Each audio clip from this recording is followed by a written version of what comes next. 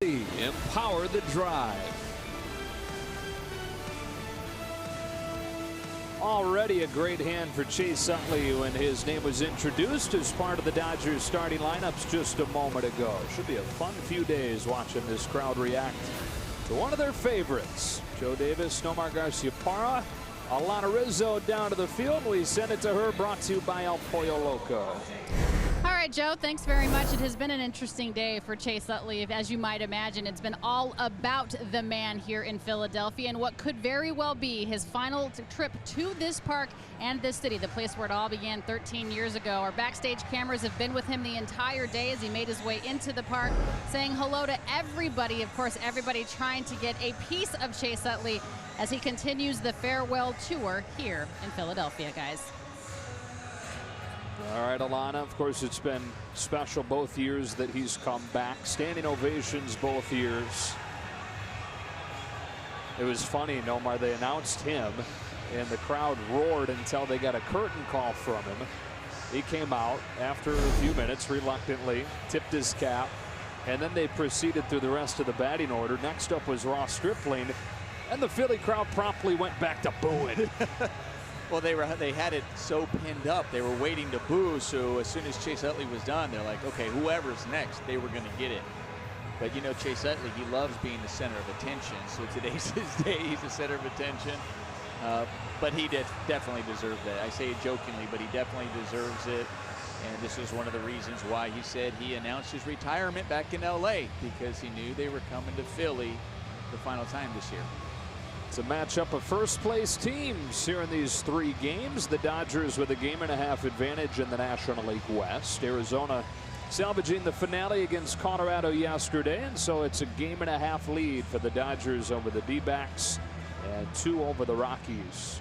The Giants hanging around as well. They dropped a tight one yesterday to Oakland and dropped 2 of 3 in that series to the A's.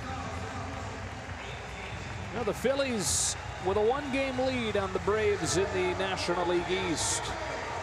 And we are ready to go as Jock Peterson gets ready to lead this thing off. Rest of the Dodger lineup looks like this. Manny Machado's at third, hitting second. First baseman is Max Muncy. Grandal does the catching with Kemp in right. Bellinger in center. Chris Taylor at short. And Chase Utley hitting eighth and starting at second. Face a guy that started the season in AAA, came up in May, wasn't very good with a 4.5 ERA, but in the 2 months since then, Nomar, he's unbeaten with a 232 earned run average. Yeah, you're looking at his last 7 starts being 6-0. And the last time that he was beaten was actually back in May 30th, and he played these Dodgers. The Dodgers were able to get him for 5 earned runs in just 4 innings with 7 hits. So they're trying to add to that. He's just coming off the DL, only missed 1 start because of the All-Star break. Coming off the DL, dealing with a blister on his hands, as Dodger fans know all too well about blisters. But he seems okay. See if they can get to him early. This is a guy that for a day was a Dodger at one point. December of 2014, the Padres traded him to the Dodgers in the Matt Kemp deal. But a day later, the Dodgers flipped him to the Phillies for Jimmy Rollins, and what was really the first significant deal as part of this Phillies rebuild. And they find themselves ahead of schedule with a game advantage over the Braves in the East. Coming off winning 2 of 3 against San Diego this weekend. Well, we've been hearing all weekend leading into this series about the chances for rain, and it was sprinkling some this afternoon. A chance for rain throughout the night. But wouldn't you say this looks better than we had kind of envisioned it would at 7:05 local time Monday night? Most definitely, because everybody was talking about, oh, there's going to be a 100% chance of rain on Monday. And I said, listen, the Northeast, you never know. It's going to be fine. Sure enough, you're able to play. Although they were right. They were 100% right that it did rain. It's just not raining right now. Off we go with ball 1. We did mention the other night, at what time is it 100%? Peterson 1 start over the weekend with the Brewers throwing every dose of left-handed pitchers. Strokes this one on a line to center for Odubel Herrera. And the first out of the night.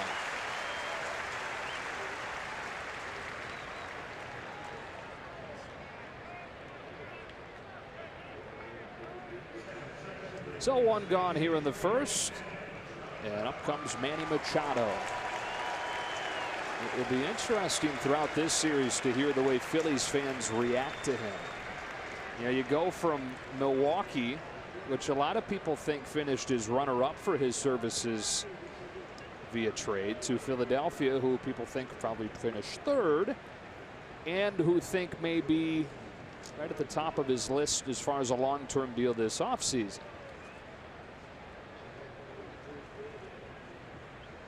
Eflin's first one is in there for a strike.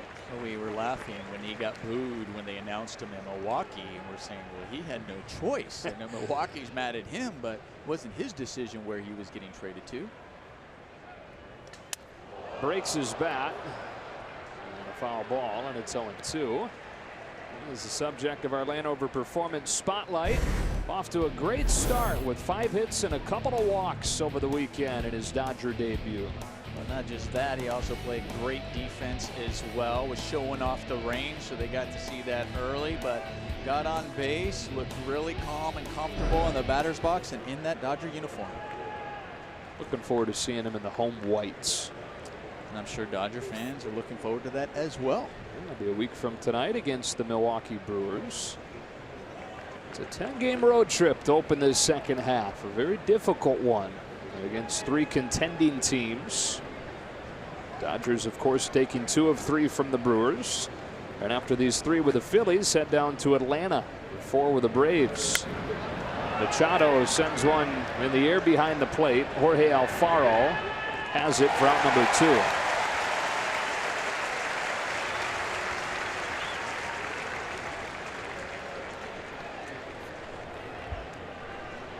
We've heard the Phillies fans cheering for Machado when he came to the plate.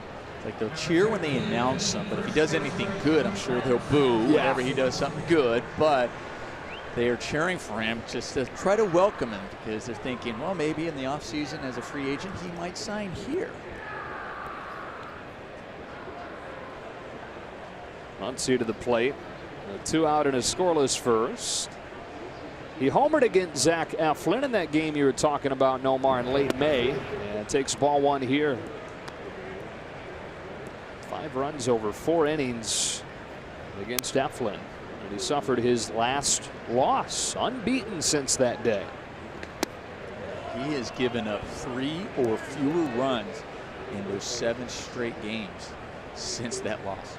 That's kind of been the story with these Phillies. Their pitching carrying them with an offense that in pretty much every way is below average. 2-1.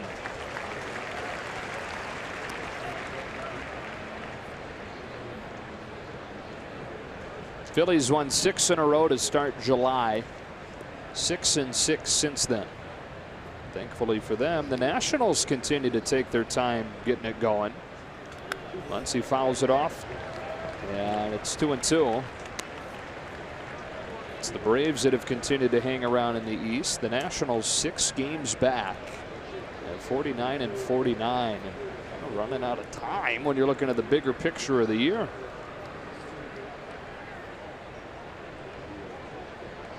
First-year manager Gabe Kapler looks on as Zach Eflin goes through his line and brings it 2-2.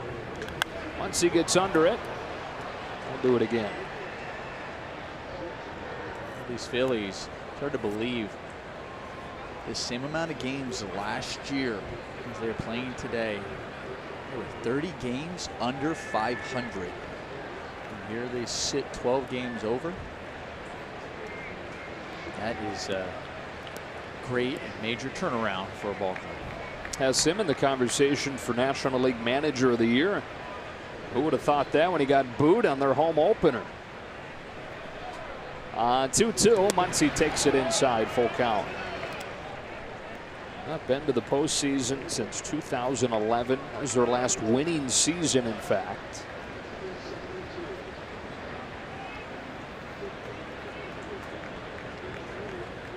On a payoff, Max Muncy. It's it foul.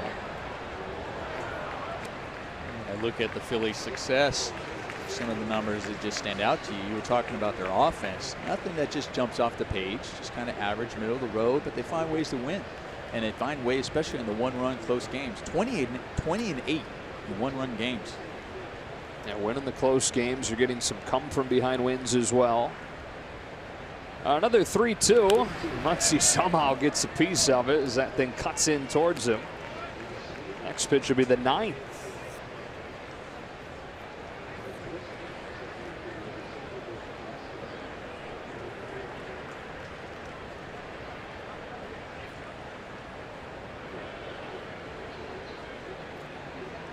'24-year-old Zach Eflin lets it fly again.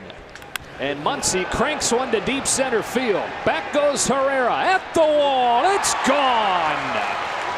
On the 9th pitch, Max Muncy homers to center. And the Dodgers have a 1-0 lead here in the first.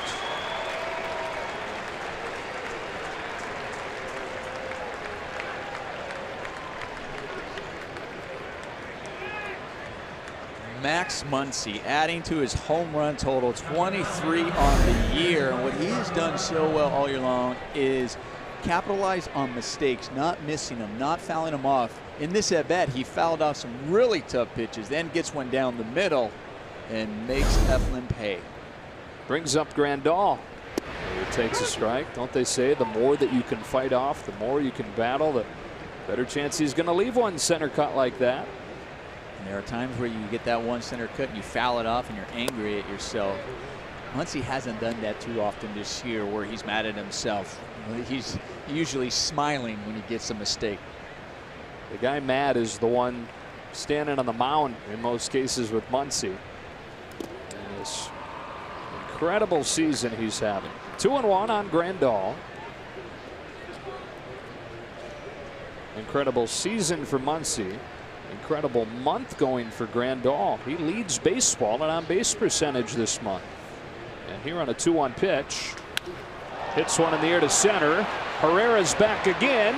That one leaves the yard, and they've gone back-to-back here in the first.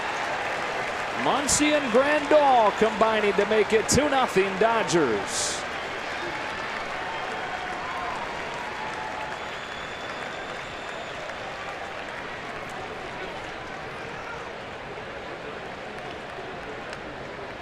Well, Eflin has only given up multiple home runs once this year, and that was against the Dodgers that we talked about back on May 30th. And Grandal doing an excellent job staying inside that ball and driving it to left center. Number 14 for Grandal. Inning kept alive for Matt Kemp, who went deep twice yesterday. There's just no breaks in this lineup. The Dodgers finding a way to get some 2-out RBIs. They did that against the Brewers a couple of times in their victories over the Brewers in the last series. That's what it takes. I always say those 2-out RBIs are just deflating to the opposing team and the opposing pitcher and motivating to yours. Now he falls behind Kemp 3-0. So Eflin gets the first 2 batters of the inning, gives up back-to-back home runs, and now faces a guy who is 3 for 5 against him with 2 home runs. Not a surprise he's nibbling a little bit. Now he throws a strike, 3-1.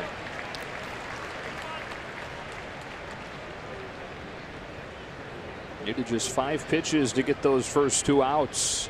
Muncy made him work and capped it off with a homer. 3-1. Matt Kemp fouls it off.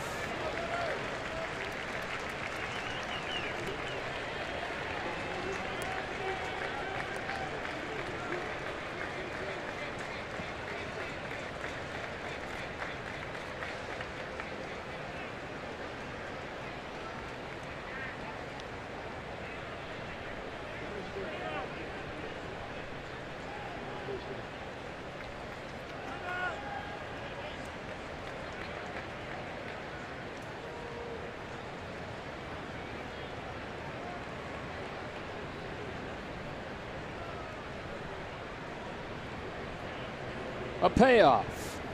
Kemp watches ball 4.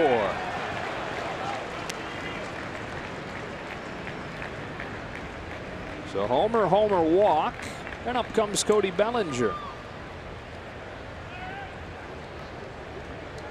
The Dodgers so far continuing off of what they built yesterday with the 11 runs on 15 hits. It was their best offensive day in a few weeks.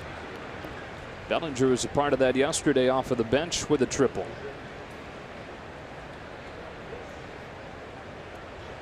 They had, seems like the guys that were swinging well going into the All-Star break have continued that after the break. That's one of the things you always worry about. You're like, okay, guys who are swinging well, will the All-Star break cool them off? And then those that are struggling say, okay, maybe after the break it gets to jumpstart them.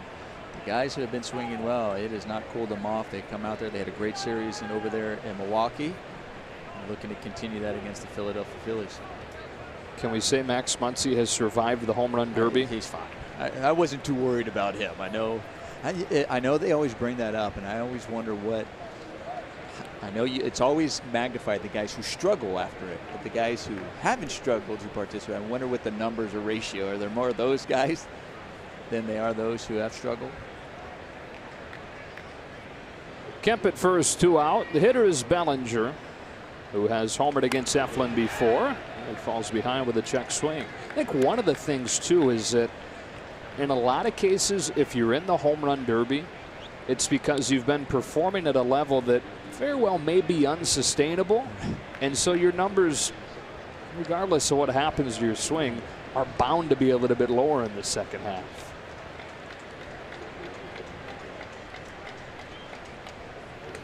Bellinger cuts and misses 0-2. I think some of the guys that they talk about are usually not just, okay, maybe the power numbers might be down. You're not hitting as many home runs, but some of these guys you've seen just really from the average, the power, everything just look sometimes lost after that. And those are the guys I'm talking about that get magnified more. 0-2. Taken in the dirt.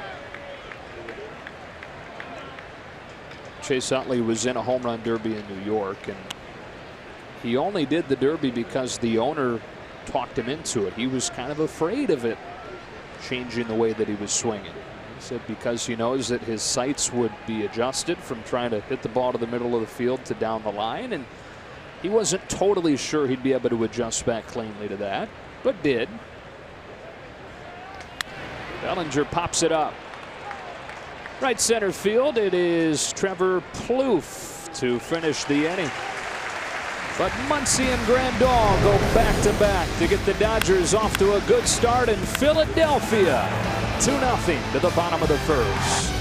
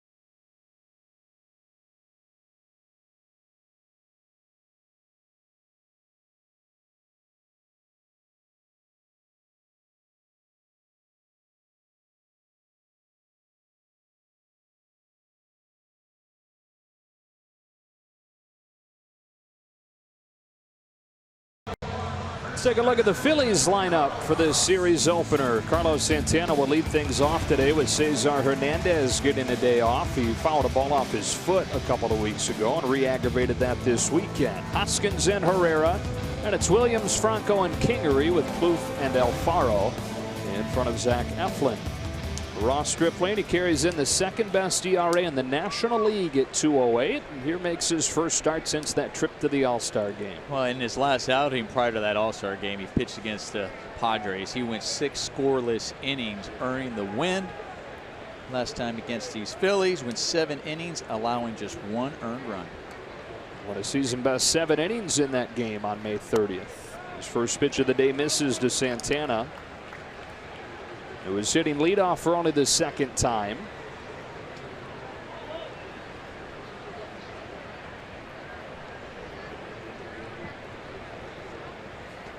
He's done a lot of what they had hoped when they signed him to a contract this offseason. Very high on base percentage. He's not hitting for average, but rarely has he hit for a particularly high average in his career.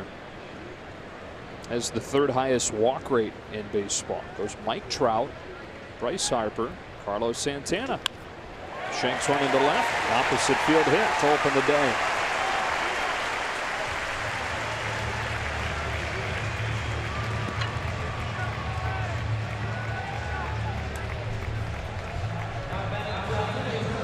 That's why they put him at the leadoff spot, because you mentioned those walks and wanted him to just get on base. So whether he finds it with a walk or he finds it with a hit, good job staying inside, going the other way, take the hit.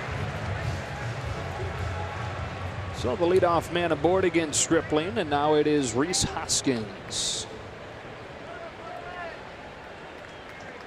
Phillies split a doubleheader yesterday with the Padres. Hoskins hit a home run in both games. It's after he went the first few weeks of the month without homering. So the home run derby got him back on track. I guess it did. Yep. How many of the... Let's mark that one. Let's keep a track of that, where the home run derby gets you where you need to be. Yeah, people don't talk about that. Put on a good show, winning the first round against the 1 seed, Jesus Aguilar, before Schwarber beat him in the semis. 2-0. Hoskins in his first full major league season. Boy, lit the world on fire when he came up last year, hitting a major league record 18 home runs in his first 34 games.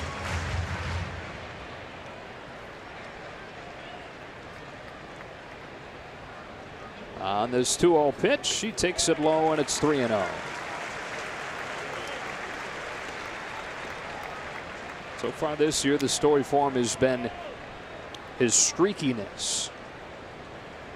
Homerless in July, like we mentioned before yesterday. It came after a month of June where he hit 8 home runs.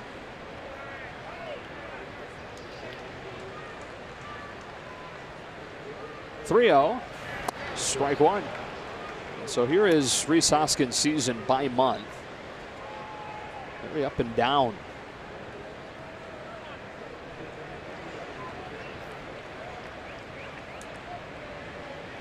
Oh, shoe fly.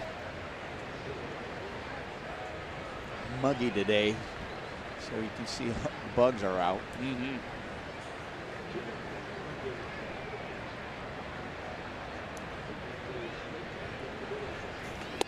Full count. Nice pitch by Ross Stripling. Falling behind 3-0. He does a good job with his fastball down in the zone, especially with Hoskins swinging and recognizing that, not just giving in and saying 3-0, I'm going to throw one right down the middle. Hitting a corner, hitting the bottom part of the zone, and then throwing a nice curveball there. Now that you're back into this, you can't just give in. You can't make a mistake here. So we just talked about the power of Hoskins. So two very well studied, very hard preparers. And Ross Stripling and Rhys Hoskins. Santana's at first. Hoskins just can't seem to get that fly to get away from. It's hard enough to hit major league pitching to begin with. Need the bug repellent spray to come out there. Trainer coming out.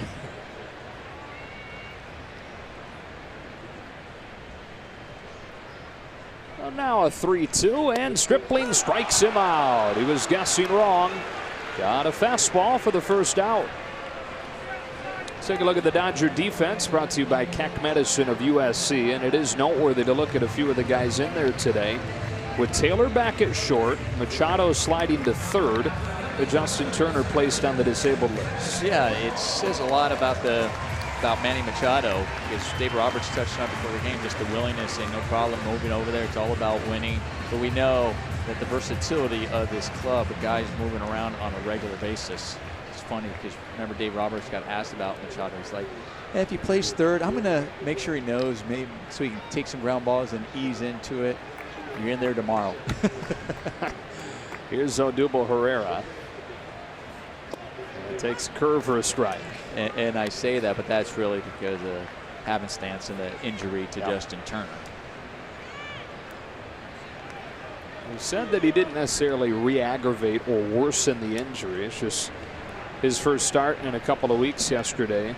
Was reminded of that pain, and hard to simulate some of the things you get in a real game. And being in a real game reminded him that it's probably not healed yet. Herrera pops it foul, 0-2.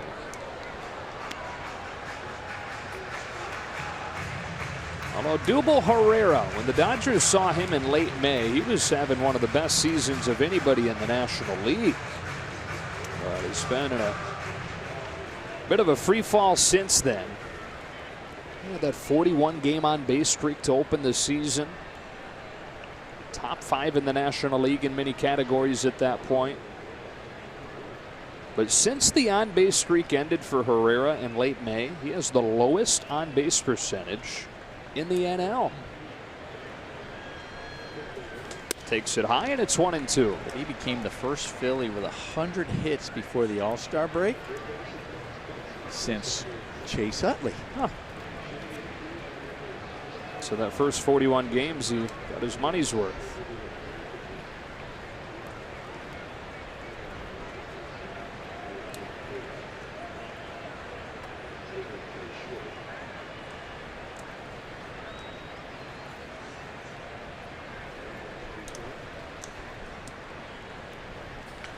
Curve rigged foul. And I look at Herrera's stance. I mean, it's really it's an open stance to the extreme. You know, they talk about the rules, not that they follow them, but you're supposed to keep now 1 foot in the batter's box after, after a swing or after a pitch. They got to tell Herrera that's after a pitch, not during the pitch, because it looks like you can see how far he opens up that right leg.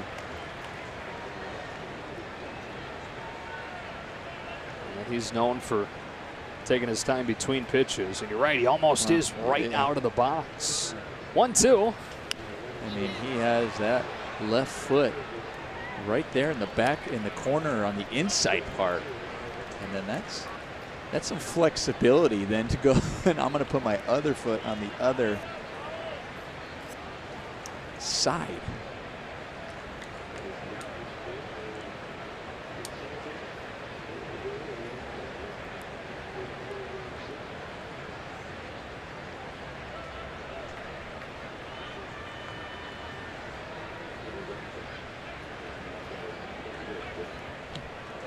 Just looking at probably where the tension is when you're standing like that, where it's really not on that back foot. Usually that's where you put your weight. You're thinking about, I'll put my weight, soft front side, but he gets there when he's about to load.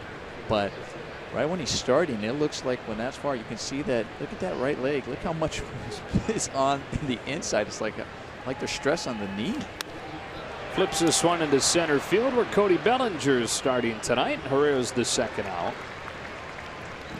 Does it make you like uncomfortable as a former hitter to look at him? Right now the inside part of my knees feeling a little sore. I'm just thinking about if I were to stand that way, all the stress I would put on the inner part. With 2 out, here's Nick Williams. You mentioned Ross Stripling's line when he saw these Phillies at the end of May, just 1 run over 7 innings. The 1 run came off a Nick Williams solo shot.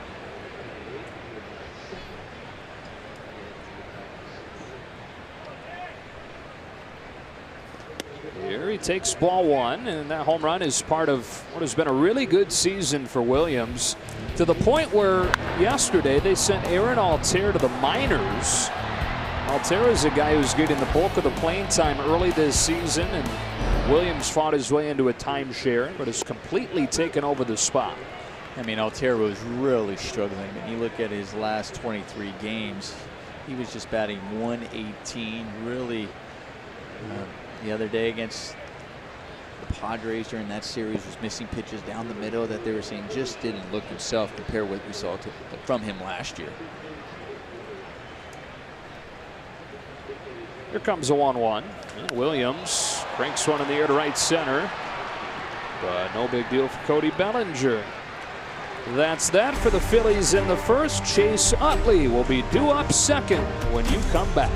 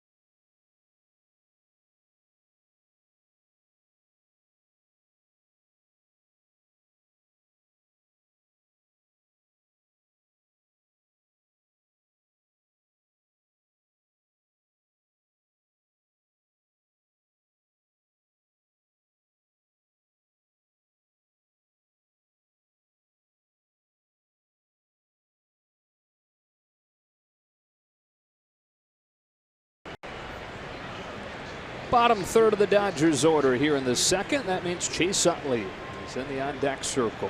The Dodgers in front 2-0.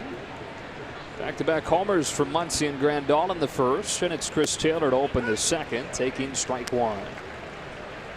Been a good run for Chris. Driven in 8 runs in his last 5 games.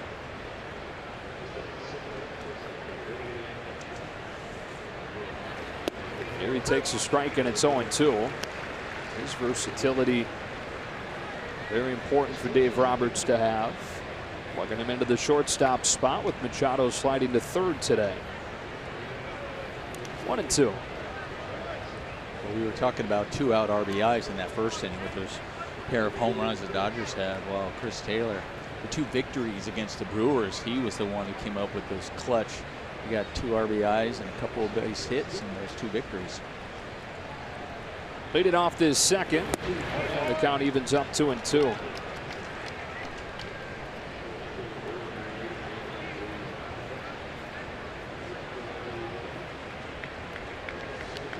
Orlando, Florida native Zach Eflin back downhill with a 2-2 pitch.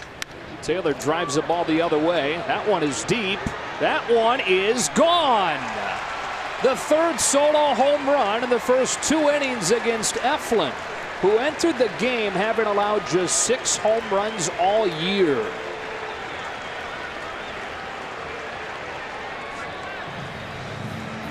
And that brings up Chase Utley. Number 26, second baseman, Chase Utley.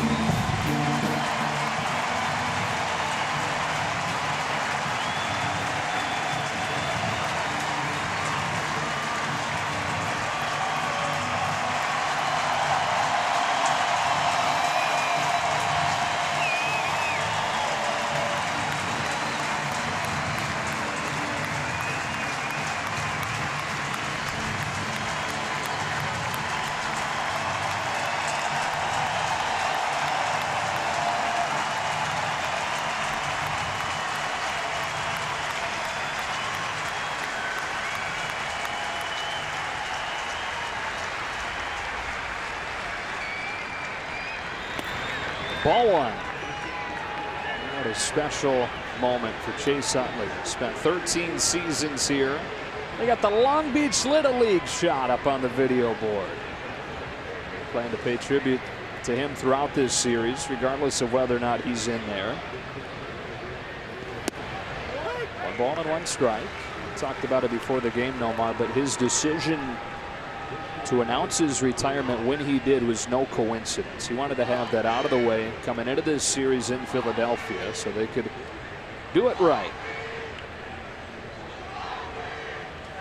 1 and 2. Yeah, not so much that they can do it right, you're right, but also I think for him to let them know, like, this is going to be it, because he just appreciated them so much in their time and how they made him feel. And I mean, let's face it, look at his career, so many magical moments in that Phillies uniform and in front of this crowd. 2 balls and 2 strikes. Of course, most noteworthy, brought him a world championship in 2008. That's his wife, Jen. His sons, Benjamin and Max, here as well. Primary reasons that he's decided to make this year it. Full count. Wants to be a full-time dad. 39 years old with an incredible career on his resume. No question, earned that right.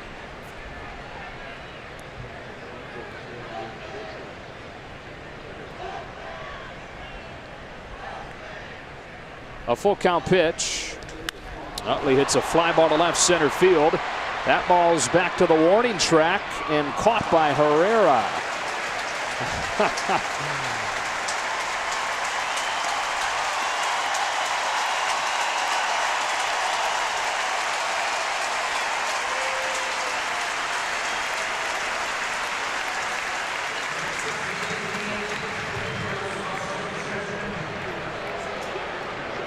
Yeah, it's going to be interesting if Chase does something big in this series, because we've seen, the last 2 years him come here and hit a grand slam, pinch a triple, score a tying run at one point as Ross Stripling takes a strike, and gotten huge ovations.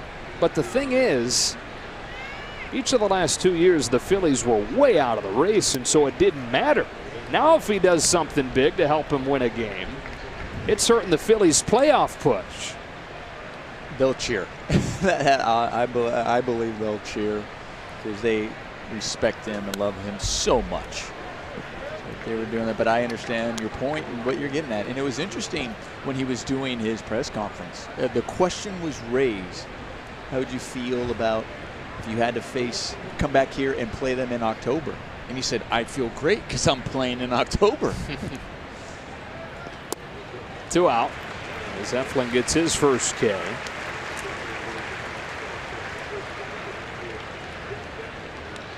World Series title in 2008 was Philadelphia's first pro sports title in 25 years.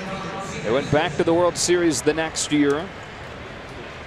Lost to the Yankees, but Utley had a legendary performance in that Fall Classic, tying Reggie Jackson with 5 home runs in the World Series.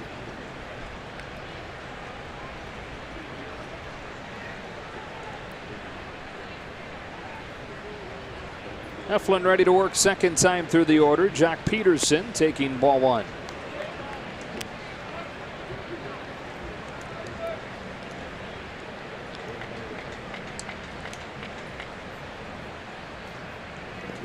Two and 0.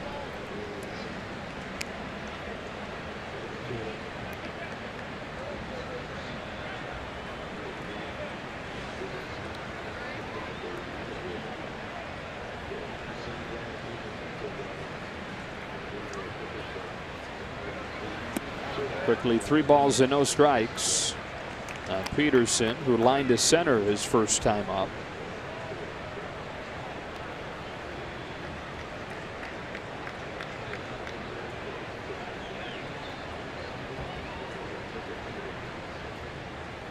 And a 4-pitch walk.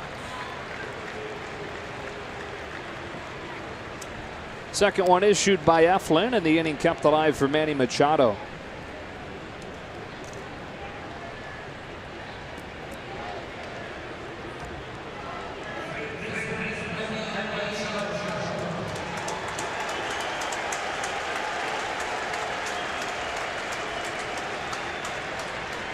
popped up to the catcher Alfaro his first time. Those cheers weren't quite as loud as his first one, so I think that was the cheers we heard were Dodger fans cheering. Maybe a few Phillies fans sprinkled in there saying, hey, we promised we'd love you. Takes ball one. Probably saying, see the ovation we gave Chase? That could be you. Yes. Dodger fans are like, oh yeah, we'll wait till he comes to LA.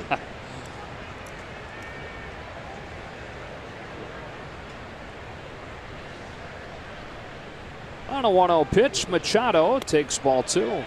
So Phillies fans are going to have 3 days here to show him how much they could warmly welcome him daily. Dodgers fans are going to have 3 months to show him what it could be like in LA long term. And they're going to show him.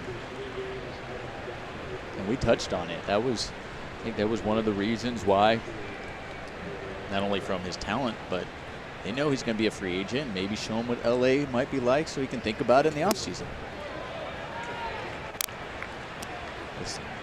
You know, trying to make sure, see if it's a possibility, but it's not just a rental. Many times you only know one organization, and you start feeling comfortable. Hopefully they get to the postseason, get to the World Series, win a World Series. You might think about wearing that uniform long term. On the corner, 3-1. Let that bat go, and Ryan Blakeney's not going to take too kindly to that.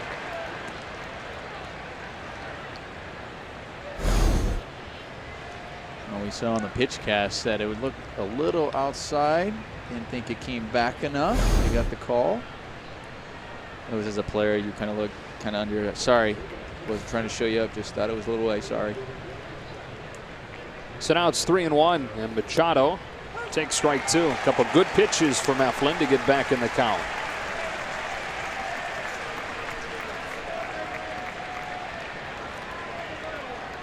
Eflin already 52 pitches. A guy who's been one of the best in the National League the last 2 months. Dodgers jumping all over him with 3 home runs over the first 1 2/3.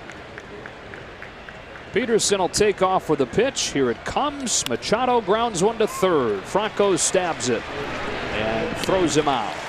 Dodgers 3, Phillies nothing. Chase Utley.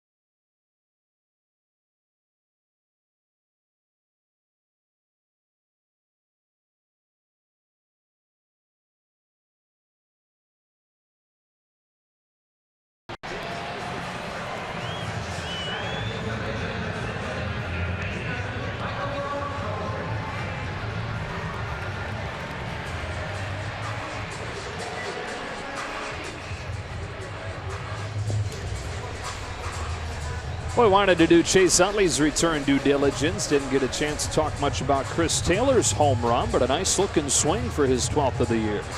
It was great. It was just, we kind of had to lay out because you saw the cheers, and I think even the fans were like, home run, whatever. Chase Utley's coming up to bat, but it was a great swing by Chris Taylor. Michael Franco starts the second for the Phillies, takes a strike. Stripling gave up a leadoff single to Carlos Santana in the first, and then went 1-2-3. And now facing Franco, who's been one of the best hitters for the Phillies over the last month. Here he spills to the deck, out of the way, 1-1. This one just slips out of Stripling's hand. Glad Franco was able to get out of the way. See, they wanted it up, but not that far up.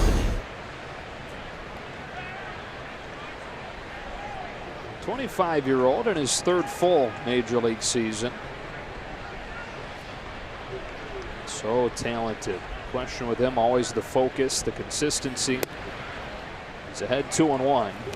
In mid-June, he was going through one of those stretches that he's been prone to go through where the effort didn't look great, the numbers didn't look good. And so Gabe Kapler benched him. Takes a curve for a strike, 2-2. Benched him, and then when he came back, he hit him 8th. But he's taken off since. And part of that is that he had a great conversation with the veteran Carlos Santana. Told him to focus, but have fun. It's a full count. He said, look, Michael, and this is nothing that he hadn't heard before, but it came from a source that really hit home for Franco. He said, you've got to have a different level of focus at this level. You've got to look at every day as a chance to get better. They say he's played with a different hunger since. Strokes this ball to left center field and keeps his hot streak going. Franco with a solo shot to get the Phillies on the board in the second.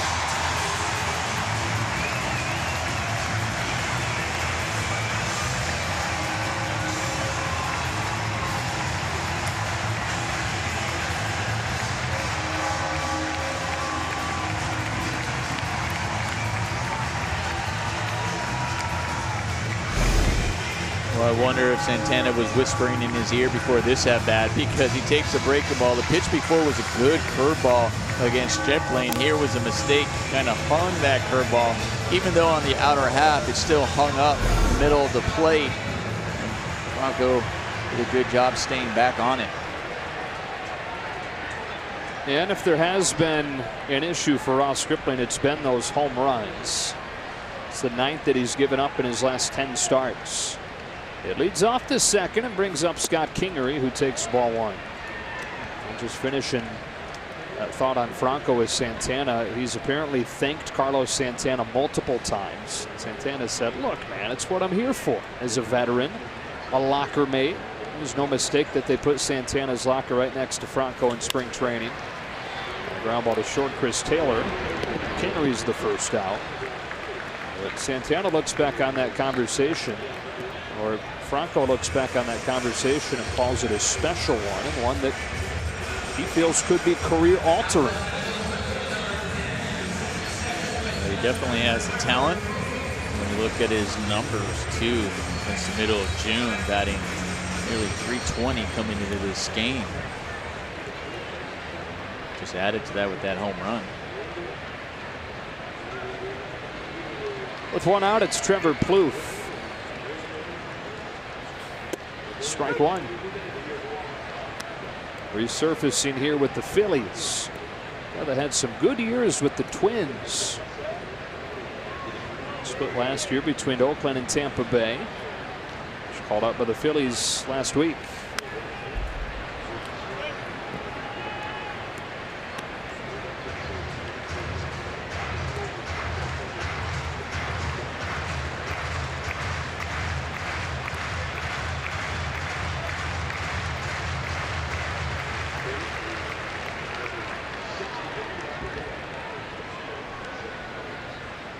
Three-1 game in the second, and Stripling to Plouffe 0-2 with a curve in the dirt.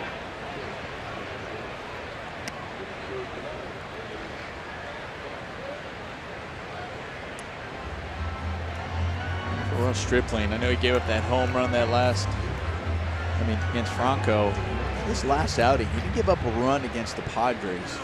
It wasn't really his sharpest game we've seen him throw this year. There was a lot of balls that were hit hard, and he even said that it wasn't necessarily the best game, but he was able to get out of it without giving up a run. And you're going to have those days. Right here, I think so far what we've seen in these couple of innings hasn't just been as sharp either that we've seen over the course of this season. Hasn't been bad, but I guarantee you, he says now there's some pitches. There's a good one right there with the curveball. That's what he was trying to do against Franco when he gave up that home run. That's what he's looking to do, really trying to find it. That was a great pitch to get the swing and a miss. For his second strikeout, and we take a look at tonight's home field advantage presented by Purple Bricks. Seeing the way the ball is flying tonight. Already 4 solo home runs in a ballpark that is among the best in baseball at producing home runs. Some tricky spots out there though in left center. The angle's on the wall.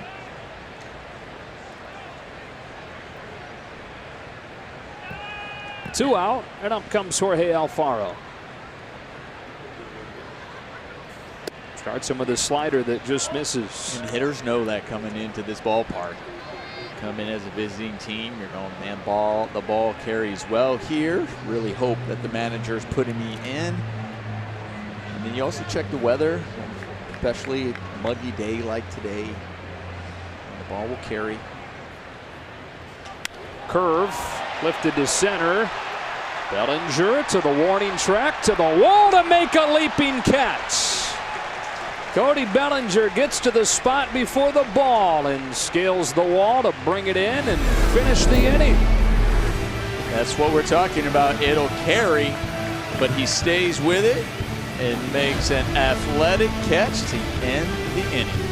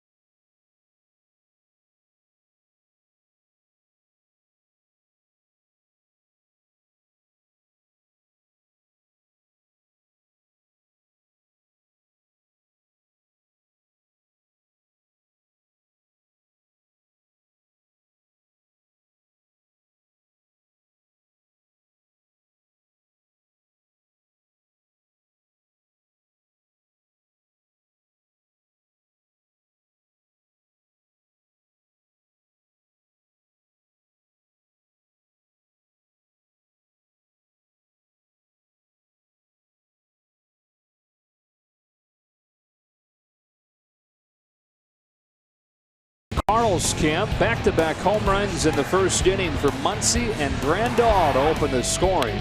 Currently sits at 3-1 on 4 solo homers. And if you're the hitting coach for the Dodgers, Sherman Ward, you really like where those land. You like when your hitters are staying up the middle, especially in a ballpark where the ball flies, where you have a tendency to say, okay, I'm going to try to pull everything because you know it carries well here. How about Zach Eflin, who's given up 5 home runs in 6 innings against the Dodgers this year, 4 home runs in 62 innings otherwise.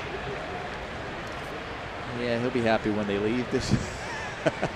And then maybe secretly hoping that if they make the postseason, it's somebody else that they'll face in that division series. On a 1-1 pitch, Muncy looks at ball 2.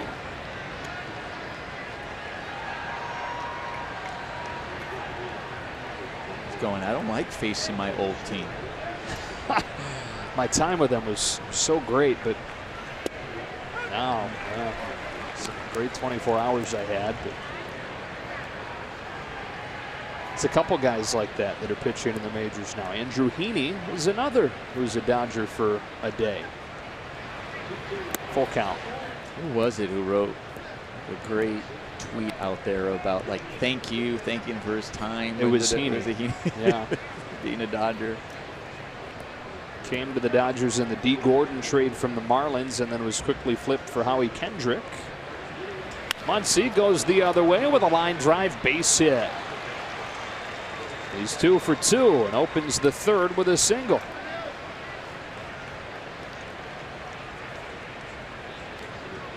One thing you just appreciate about Muncy is there he is. He hits a home run in his first at bat, leading off the inning, and he just pokes it out there. Wasn't a big swing. Just kind of pitch on the outer half, goes with it.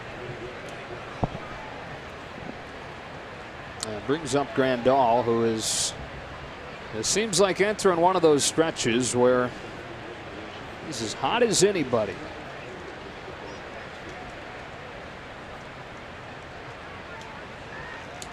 First inning home run was his 14th. The on-base percentage in July, Nomar, for Yasmani Grandal is above 570. And we're in the last third of the month.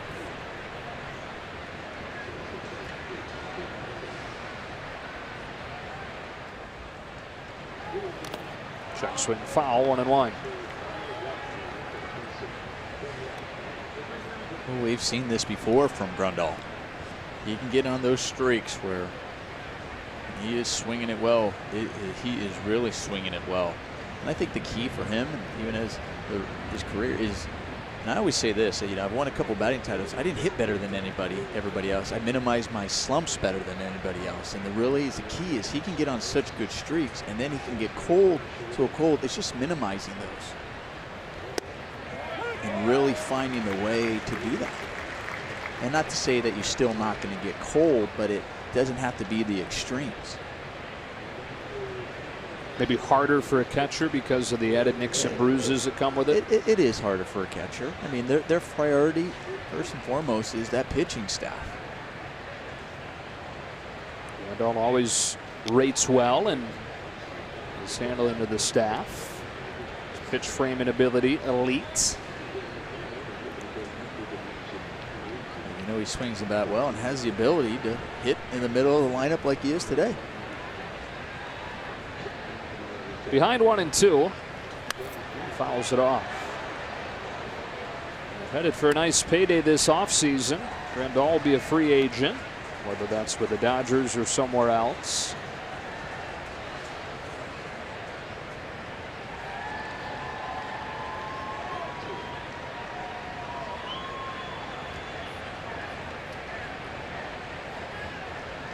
Muncy off of first as another 1-2 flies home, and he watches it calmly. 2-2.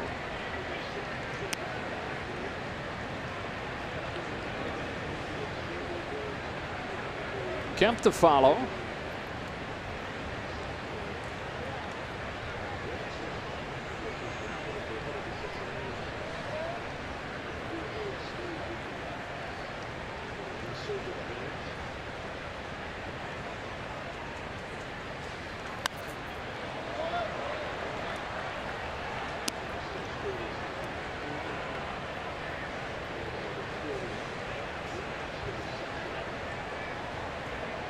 Talk about extremes. I'm thinking about how quick Brent Suter was against Milwaukee. Get the ball, gets up there, fires.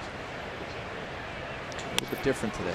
A line drive to right center that Williams is able to pull in. Seems like the more appropriate description is that ball caught him, and he's pointing to the lights. He didn't see that till the last moment.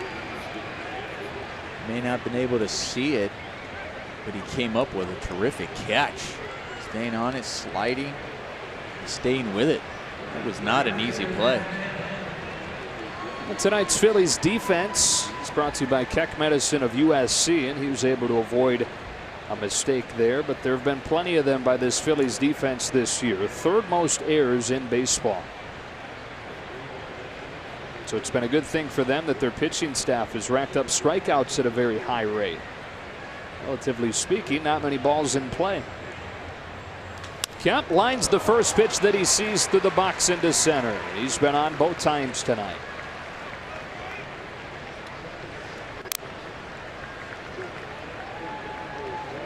Wow. I mean, Matt Kemp, just his approach, staying right center inside the ball, hasn't been pulling off the ball all year. And good thing it misses the Eflin going up the middle, but just staying on it. That was just a pretty swing.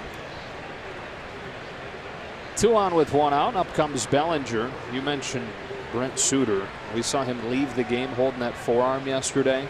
I don't know if you saw the news, but Tommy John. Oh, it was heartbreaking because you knew he was in pain, and we saw it. We're like, oh no, and we were just hoping for the best because you don't want anybody to come out injured like that.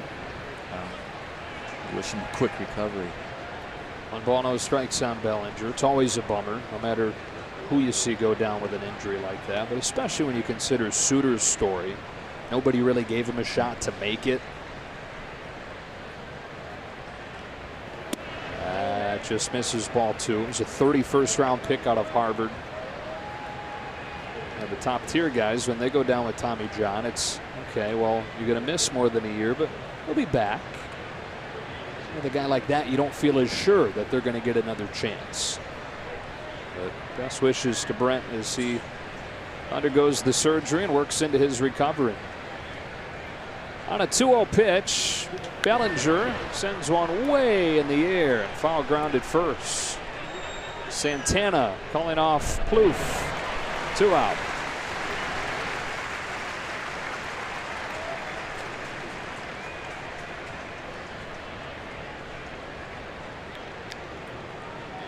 And here's Taylor.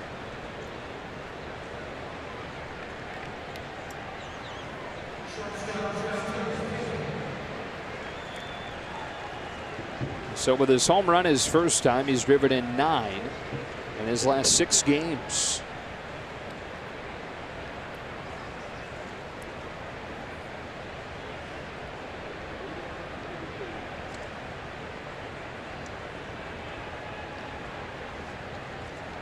Two on, 2 out. Ball 1. But back of that home run in the second inning to start things off against Eflin. Well, we talked about Muncy capitalizing on a mistake. They wanted that ball away, and that goes in the middle of the plate, and he does another good job, just like Muncy, staying inside, not looking to pull the ball, driving it to right field.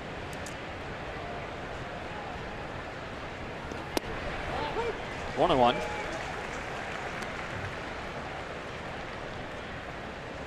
We're talking about the dimensions of this park and some of the nooks and crannies out in left center, different angles. Taylor took advantage of some of those things last year. Started the game with an inside the park home run with a funky bounce off the wall. 2 and 1. Be interested to see where this place ranks in inside the park home runs. Just with some of those characteristics of the wall. Action down in that Phillies bullpen already.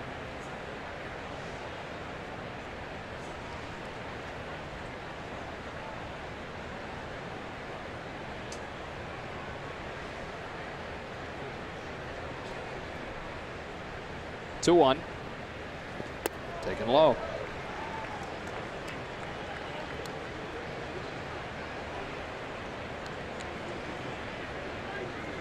And even if Eflin's able to settle in, he's already at 75 pitches.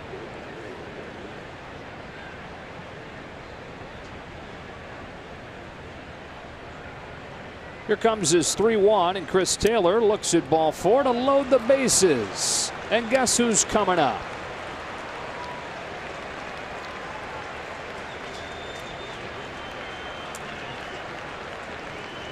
Well, Gabe Kapler. That's going to do it for Zach Eflin. One of the top pitchers in the National League over the last 2 months. is only going to last 2 2/3. Kapler, it appears, going to do a double switch. Bring Valentin on, and we'll let you know what the rest of the move is when we come back.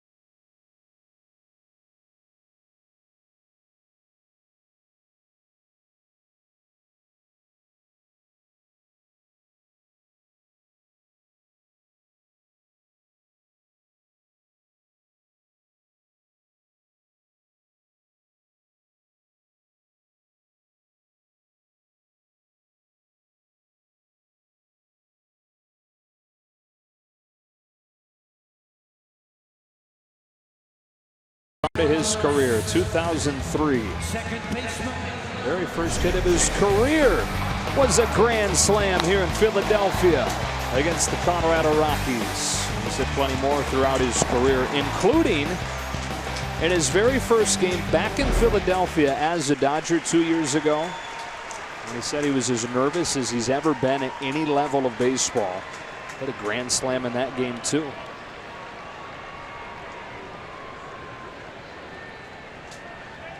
The pitcher that'll face is Yaxel Rios. Dodgers with a chance to break this game open as they once again chase Eflin early.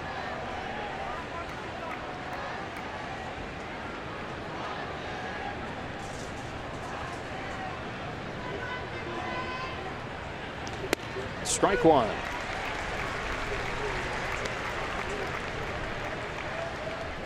First time that he came up, they showed a picture of him in his Little League days. There he is at UCLA.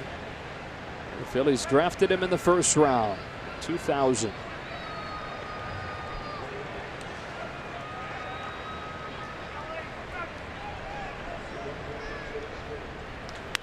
Ground ball right side. And that's the inning. Dodgers leave him loaded here in the third, but lead at 3-1.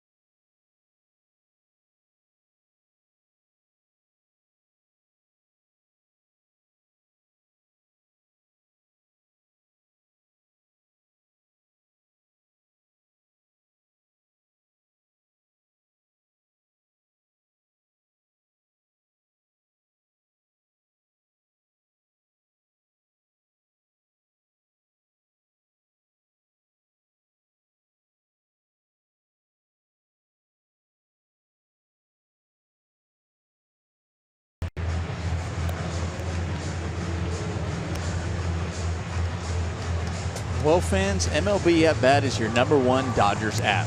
Get Dodgers home screen icons and features such as MLB.TV Game of the Day, pitch tracking, in-game highlights, live radio broadcasts, stats, news, and more. Download MLB At Bat today. Bottom 3 here in Philadelphia as Ross Stripling goes back to work with a 3-1 lead. Here in his first outing since the All-Star break. Even though the actual appearance didn't go as planned for Ross, giving up those back-to-back home runs, it was a wonderful experience for him nonetheless. He said even though everybody warned him there was going to be a ton of stuff to sign, it didn't really do justice hearing about it until he actually had to sign all of the items they had laid out for him. Jesmuel Valentin, who came in the double switch, takes ball 1. It takes hours to sign all of the stuff that they have. I mean, they have to have a separate room just for it. It's not like, and we're not talking a small room. I mean, it is tables upon tables full of items to sign, especially baseballs. I mean, there are dozens upon dozens of baseballs. And like you said, well, how bad could it be? Yeah, it doesn't do it justice till you walk in and you see. The first one, they tell you to get there hours early. Well, everybody, if you're going to sign everything. Well, like so many guys say, Ross said that his favorite part was getting to visit with the other All-Stars, getting to meet a few new guys, but he said that that time was so limited, and a lot of that interaction happened while you're looking down, signing those baseballs. Just do it in the company of the other All-Stars. 2 balls and a strike. Valentin takes ball 3. Spent his most time talking to the Rockies shortstop, Trevor Story. Ross didn't realize until then that they were both Texas guys. Here comes his 3-1. Strike 2. We talked about some mutual friends and familiar with each other's areas. Said he didn't realize that they were both Texas guys until there was an article that came out in one of their local papers. It was talking about all the local All-Stars. Oh, Trevor's from by me. Off the end of the bat to center. Bellinger's got it. And we go down to Alana. Well, guys, we know that Ross Stripling is certainly a Texas guy. Went to Texas A&M, but he was actually born here in the state of Pennsylvania. He moved to Texas when he was about 2 years old and doesn't have any family or anything at the game, maybe a couple of college friends here and there. But Ross was actually born where Tommy Lasorda grew up. His family lived in Bluebell, but he was actually born in Norristown, Pennsylvania. And Tommy told Ross in a conversation, he said, hey, that was 4 miles from where he grew up. So a little bit of a Dodger connection here in the state of Pennsylvania. Yeah. Carlos Santana with 1 out, swings away and bashes it foul. And it's 0-1. It's always interesting looking at a player's bio, whether that's on Baseball Reference or in the media guide. You sometimes see something like that. Bluebell, Pennsylvania, and then you think, wait a minute, Ross Stripling's not from Pennsylvania, he's from Texas. And there are often little backstories like that to explain it.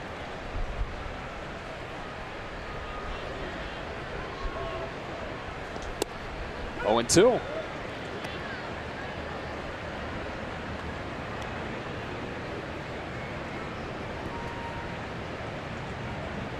Philly Fanatic. Speaking of Tommy Lasorda. They used to go at it. Oh, they did.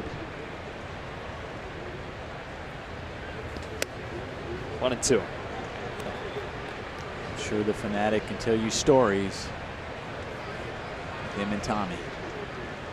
You know what? The Fanatic hasn't aged one bit. Still looks great.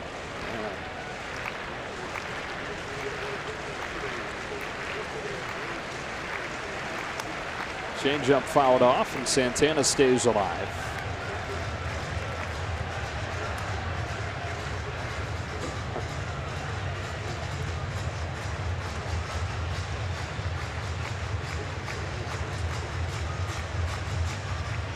Fanatic is so entertaining. Fanatical.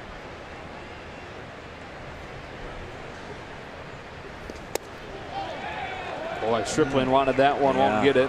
Count evens at 2-2. And that was a good pitch.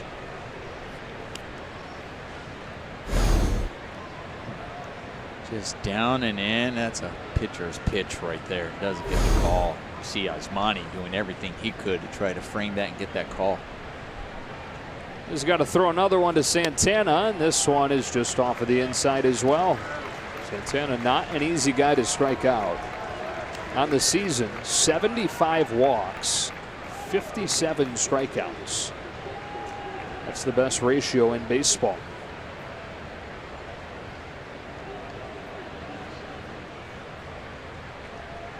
Now a 3-2. He broke his bat.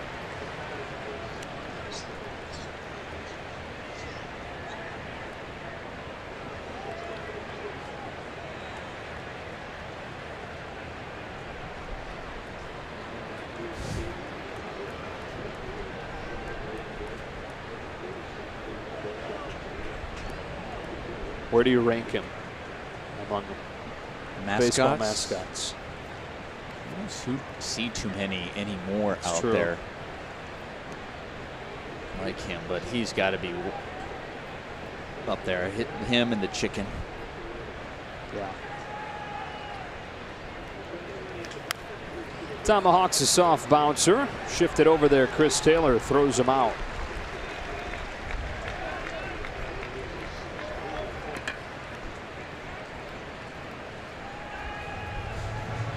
Chase Utley's got some fancy shoes going on, huh?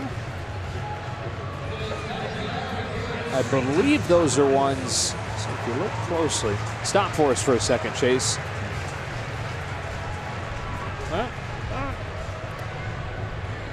No, I was going to say I thought they were the ones that his kids got to design for him.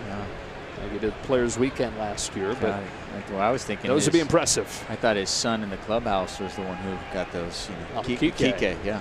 Rhys Hoskins, strike one. Those are pretty loud for Chase. You're right. But we've seen Chase change some things up a little bit. I think it's funny, he was talking about social media in his press conference today and how open he is now to it. Never thought he would be, but I think some of the young guys, speaking of one being his son in that clubhouse, has loosened him up to some of these things and open to not only just the social media, but I'm sure different things when it comes to the uniform. Kike very involved in social media, very active. Influences go both ways. Wonder whose idea the shirtless BP was. Actually, I don't wonder. I'm pretty confident. Here comes Stripling's 0-2, and Hoskins leaves it up.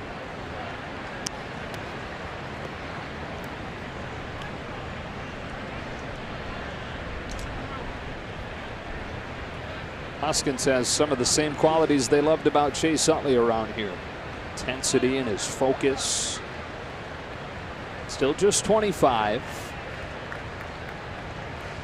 On this 1-2 pitch, he lifts his hands and takes ball 2.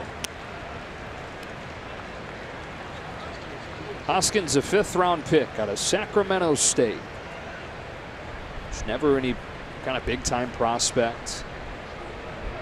Coming out of high school, that was his only offer at Sacramento State. That was never on any prospect list, any top 30 list when he was in the minors.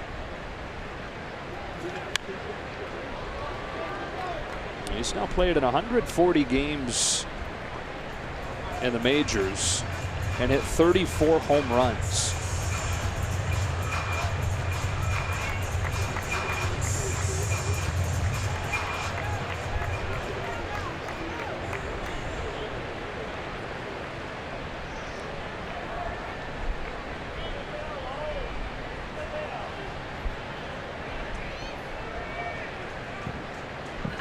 Stripling to Hoskins 2-2, and that's up. The count goes full.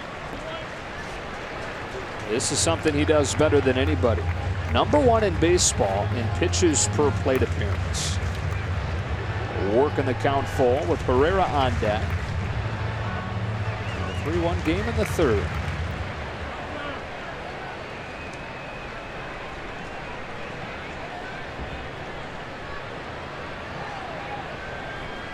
3-2. That'll help too, seeing a lot of pitches. You foul off a lot of pitches and some tough ones. There's a game in late June in Washington where Hoskins fell behind in the count 1-2. Worked it full. Fouled off 7 consecutive pitches before homering to center.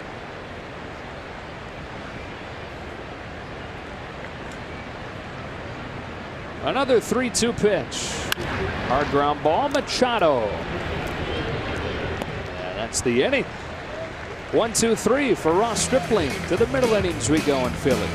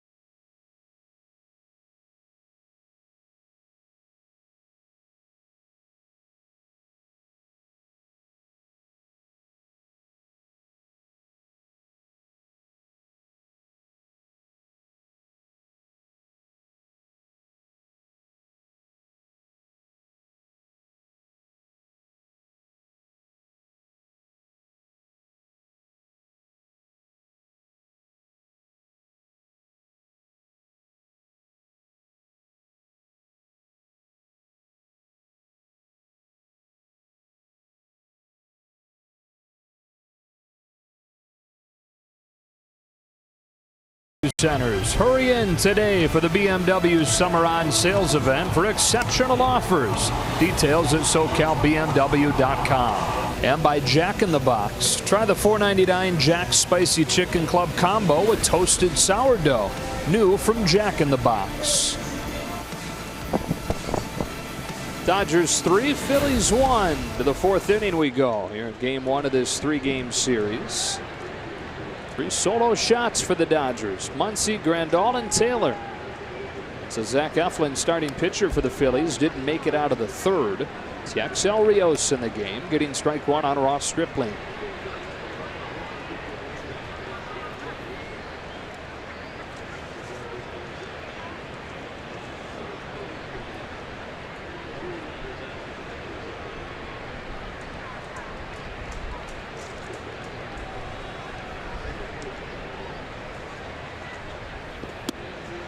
One and one. When I look at the series the Dodgers had over in Milwaukee, they got to Chase Anderson earn that 2nd game. They got to him early, since 8 batters to the plate.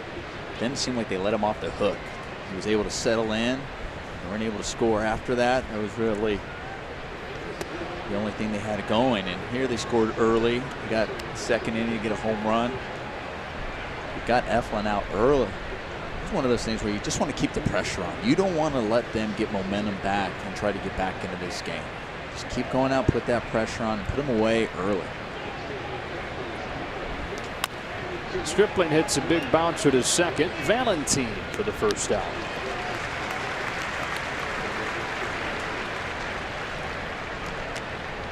Two more games in this series. Kenta Maeda has been very good lately for the Dodgers. Goes tomorrow against a Cy Young candidate in Aaron Nola. And then a good chance Wednesday will be Walker Buehler for the Dodgers. Jake Arrieta scheduled to go for the Phillies.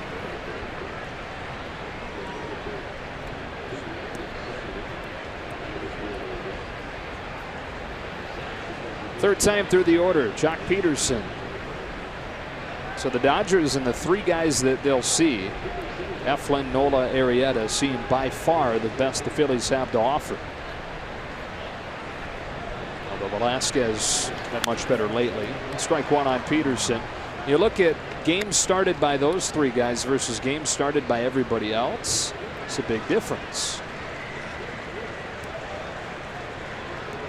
The 32-19 record between those three.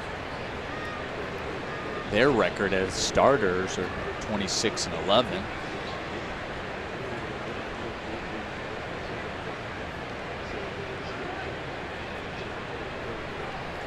Ball on a strike. Phillies in the market for, first and foremost, a bat. Like we talked about, they wanted Manny Machado. Head and shoulders above everybody else as far as deadline bat acquisitions. Got their eyes perhaps on Eduardo Escobar, Minnesota.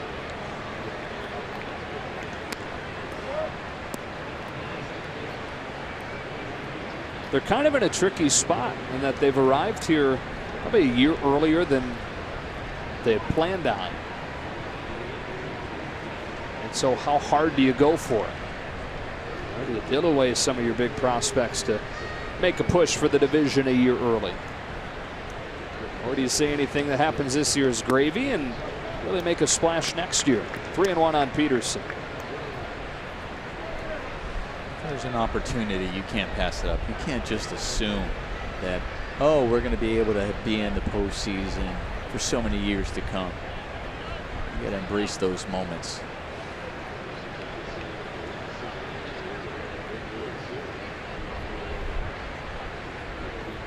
Rios to Peterson, and Jock unloads on a ball. Rising to right and gone again. The fourth home run of the day for the Dodgers, and it's 4-1 in the fourth.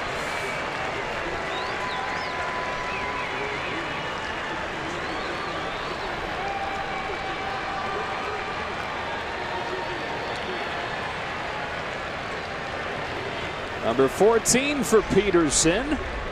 His first since the first couple of days of this month.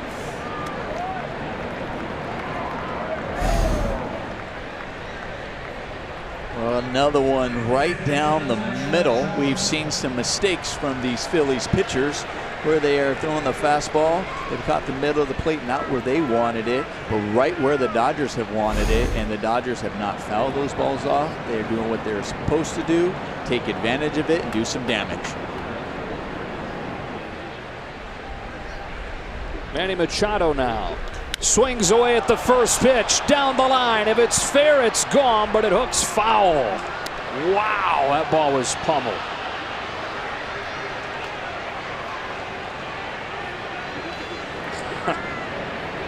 I think they were, you see all those eyes open. I think they were just like, wow, how far that went, even though it was foul, but look where this lands.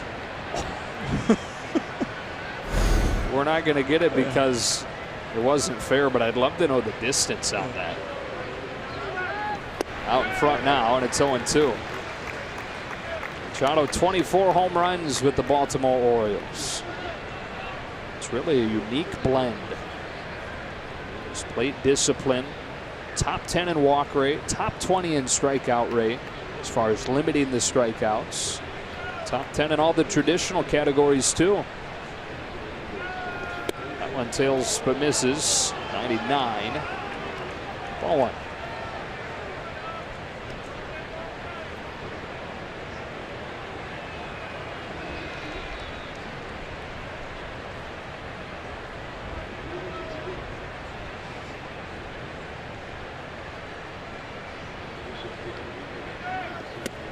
Big cut and a miss. Machado's the second out. Machado's upset with himself because he recognized the pitch. So how he kept his weight back on that. He just swings right underneath it.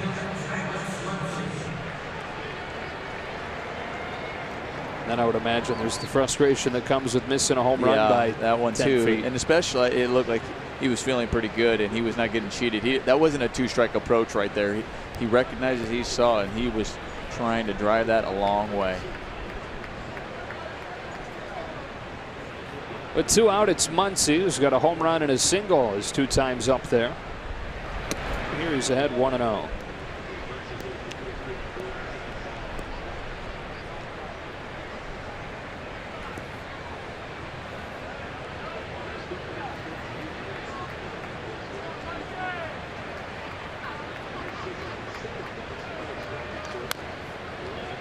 1-1. The home run totals in that Dodger lineup, starting at the top with Jock Peterson: 14, 24, 23, 14, 17, 17. The Dodgers have 9 players with at least 10 homers.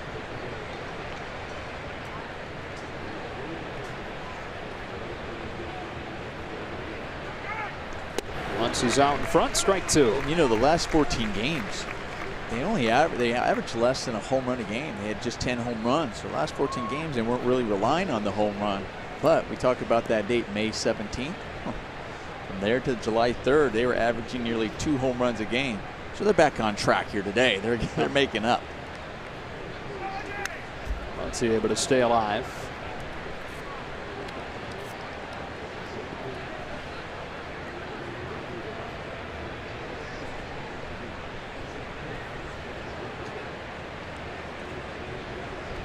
Dave Roberts, when asked about that a month ago, about his team and the home runs, and he goes, listen, we slug. That's where we are. And you're going to slug, be the best at it. Concerns come if you're a team that slugs but also strikes out a lot. That's not the case with them. Lead the National League in home runs, among the leaders in baseball in walk rate, and they do not strike out very much. It's been a good combination the last few years in this climate that baseball currently is in. Full count on Muncy. You look at the Astros last year, banged a lot of home runs, but they also were among the leaders in baseball as far as putting the ball in play. Kansas City Royals, when they won the World Championship a few years back, they put it in play at an historic rate, and then late in the season and into the postseason, they started homering. Muncy in the air to center. Tailing its way towards left, so Hoskins will put it away to finish the inning. Another inning, another home run. We've had 4 innings tonight and 4 solo shots for the Dodgers. This one off the bat of Jock Peterson to the bottom of the 4th.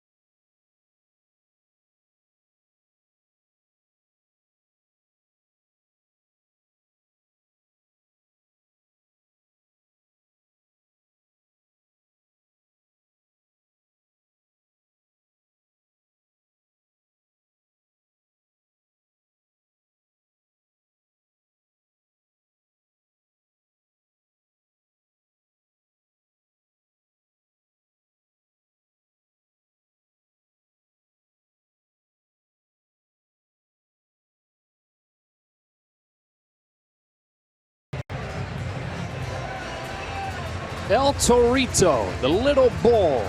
Odubel Herrera leads off this 4th inning for the Phillies, with the Dodgers in front 4-1. All the runs in this game coming off solo shots.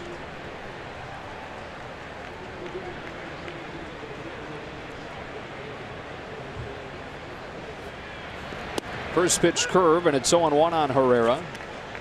who's 26 in his 4th major league season. A Rule 5 pick of the Phillies. Just a reminder, Rule 5, some teams can claim from another organization but then have to keep the player on the major league roster for an entire season, or give them back to the organization they got him from. Those guys usually don't become success stories. You're taking a flyer on a guy like that. But in the case of Herrera, he's turned into an all-star for the Phillies. On this 0-2, he leaves it high. He's in his hotel room with his mom when he found out that he'd been claimed in the Rule 5 draft. Found out like we find out everything these days on social media. But broke down in tears once he got an explanation of what it meant, that he probably was going to finally reach the majors. Can't lay off, and he's the first out of the 4th. Yeah.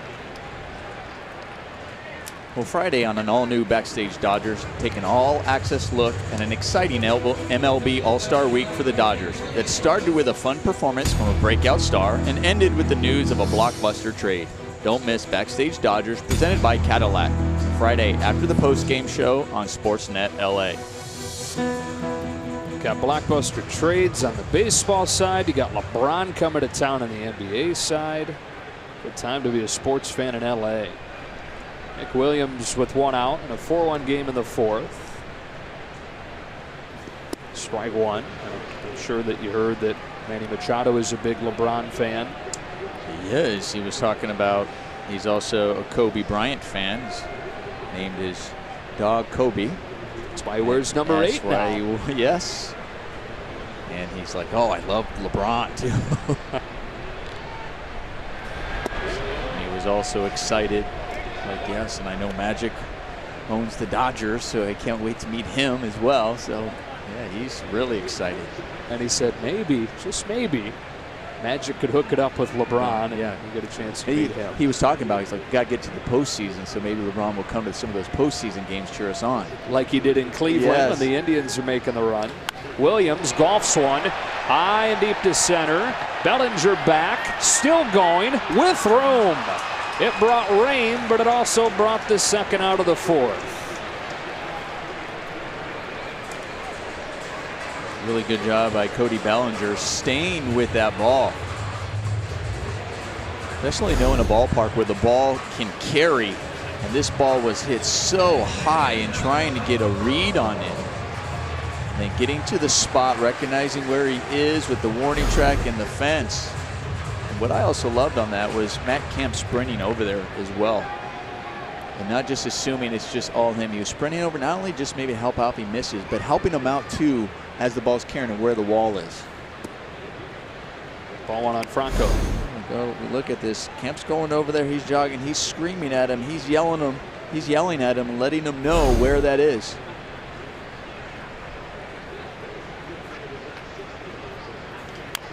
Franco grounds it foul, 1-1.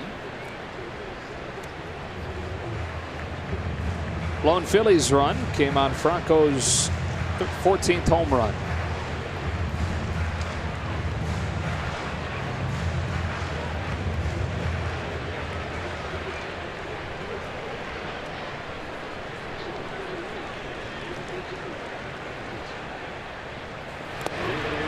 Two balls and a strike. A guy that started playing baseball when he was 5 years old in the Dominican Republic. His parents moved from the Dominican to Boston when he was 10, but he decided to stay back so he could play baseball year-round. Stay with other parts of his family. His parents opened a restaurant in Boston. 3-1.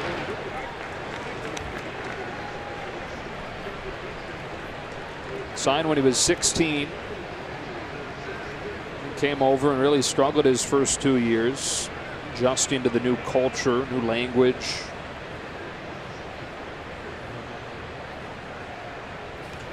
Eventually settled in and became their top prospect for a while. And then if you remember, Nomar, 2015, this guy was on his way to a Rookie of the Year kind of season before he broke his wrist in August. Hadn't been the same since. Oh, I remember. I mean, what an amazing season. Everybody was like, where did he come from? He was just hitting the ball everywhere.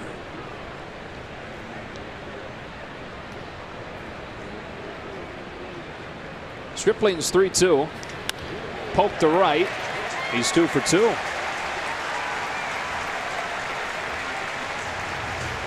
He was doing that. Yeah. Just, he wasn't one-dimensional. He was spraying it around. Pitchers were going, how do you get this guy out?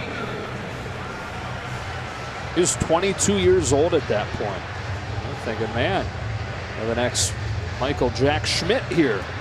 Longtime Philly third baseman. Scott Kingery with 2 out in a 4-1 game in the 4th. Schmidt has actually become one of his mentors. He's a guest instructor at spring training, some for the Phillies.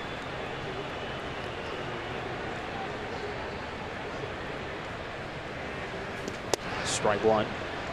Schmidt has called him, and this was a couple years ago, but at that point called him a legit MVP candidate long term. Loved his willingness to listen to his instruction. Loved the kind of swagger that he played with. That had been missing over the last year or so. Before that conversation with Carlos Santana about a month ago. Having a whole lot more fun now.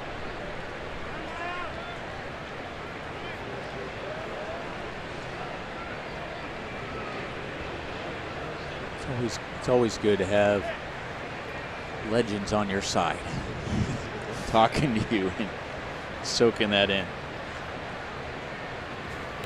Other than 2.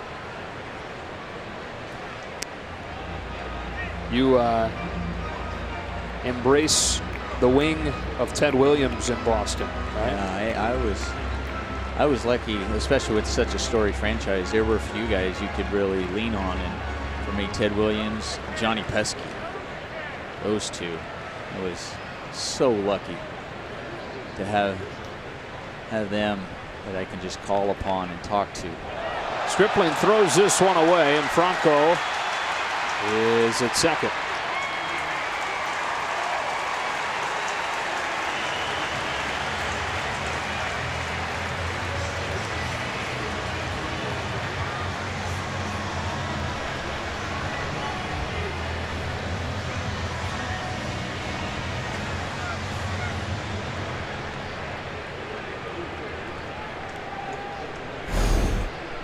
Ross just trying to see if he can catch him sleeping over there.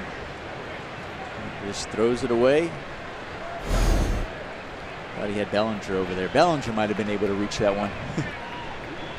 6-4. Seems to save a lot over there. 0-2.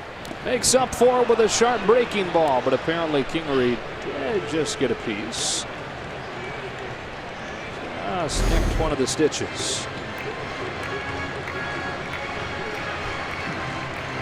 Interesting, though. A lot of times it didn't. I mean, it was hard to see that he got it there if he touched it at all in the replay. A lot of it's the reaction of your catcher. Like Monty acted like, okay, he fouled it off.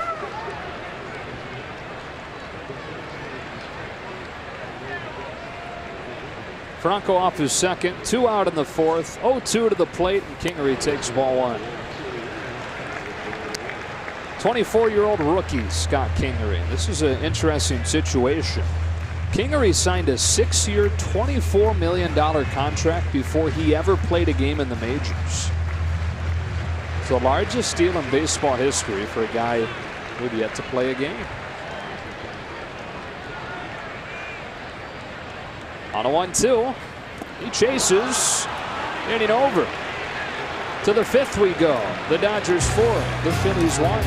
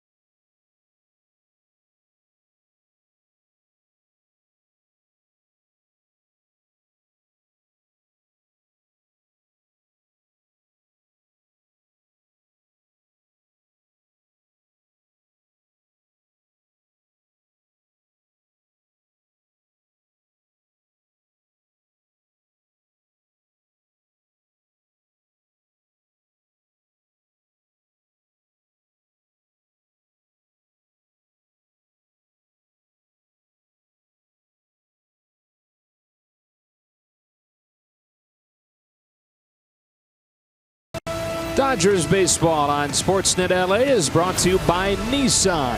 Choose Nissan today for great offers on our most exciting lineup ever. Shop ChooseNissan.com.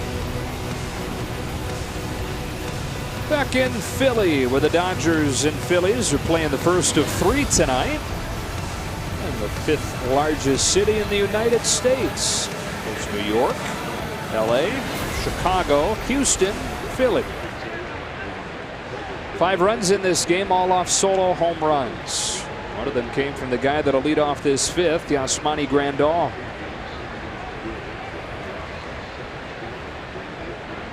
Yaxel Rios delivers, and Grandal hits a chopper to first. Santana with Rios covering. 1 pitch and 1 out.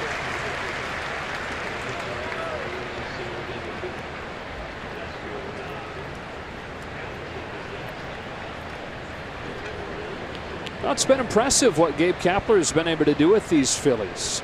You think back to the start of the season, they went 1-4 on the season opening trip, and then came back here, and everybody lines up on the baseline, of course, on opening day, home opener. First time he's introduced to the Philadelphia crowd, they booed him. And he knew that. He was coming here. He knew it was a tough crowd. Started off 1-4. But I don't think they're booing him anymore when he steps out to that line. Matt Kemp with 1 out, takes ball 1. Still, the word is they haven't completely embraced him. Okay, so they don't boo as loud, is what you're saying. Well, they're notoriously tough here. They are. Notoriously old school. 1 ball, 1 strike. And Kapler is notoriously new school. So it's taken some time, but what do they say? Winning cures all. Yep. And the Phillies are doing that. Gabe's 42 years old. Out of Hollywood, California, to Taft High. And then played parts of 12 seasons in the majors. Bounced around 6 different teams over those 12 years. And 3 years before he took this job, he was the director of player development for the Dodgers. And yes, he attended Cal State Fullerton, but that was for a really short amount of time.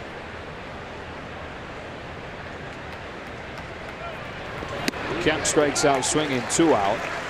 As Gabe decided that he didn't necessarily want to go to class, he just wanted to be a baseball player at Cal State Fullerton. And the legendary coach there, Augie Garrido, said, well, you don't want to go to class. I don't want you to have this scholarship anymore. And so Gabe dropped out of Cal State Fullerton before he even completed his semester. Spent the next 8 months living at home with his parents in Hollywood. He was working as a pizza delivery guy. Enrolled at Moorpark College and made the team as a walk-on. There's Bellinger with 2 out, looking at one that misses away, ball 1. But Gabe at that point made a commitment to himself that nobody would ever outwork him again. That included in the classroom. And that included his fitness and his diet. Started to obsess over that at that point. It's 1-1. Moorpark College team would stop for the post-game meals. Your traditional post-game burgers and fries. Or the stop for tri-tip sandwiches. But Gabe was ahead of his time. He would order grilled chicken sandwiches and toss the bun.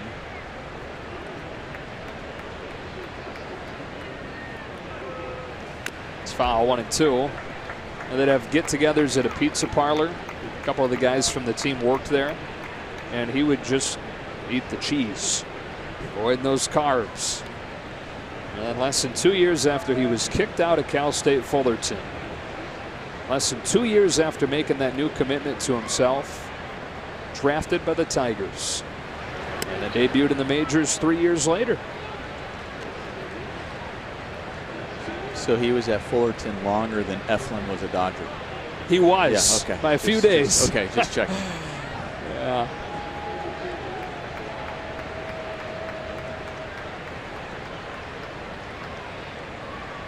On a 2-2, Cody Bellinger. It's a gentle bouncer foul.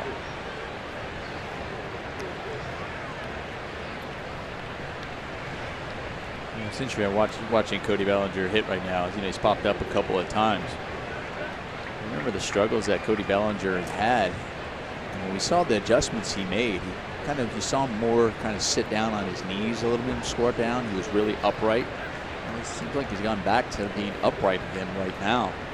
I'm not saying that's struggle, but I'm curious to see what made him kind of go, okay, I don't need to bend my knees as much. And he's 0 for 3 tonight.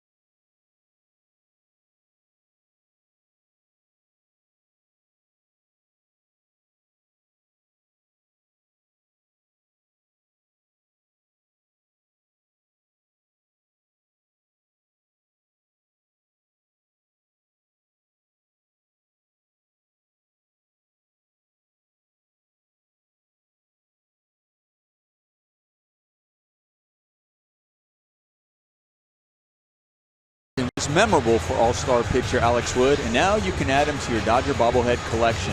On July 31st, when the Dodgers host the Milwaukee Brewers at 7:10, the first 40,000 fans will receive an Alex Wood bobblehead presented by Emirates. For tickets, visit Dodgers.com/promotions. Hey, Nomar. Yes. Look. Changed his shoes. Yeah, it's Chase Utley. So, we always get things like on Twitter, things like that. My brother-in-law sent me a text. He says, I think those are called iridescent, is the color on those. And I was like, thank you. I believe these ones are blue. Those are blue. So he went from iridescent to blue. 1 ball, 1 strike on Mitch Walding, who's pinch hitting to open this inning. So I wonder if his son said, you need to change out of those shoes and go put the blue ones on.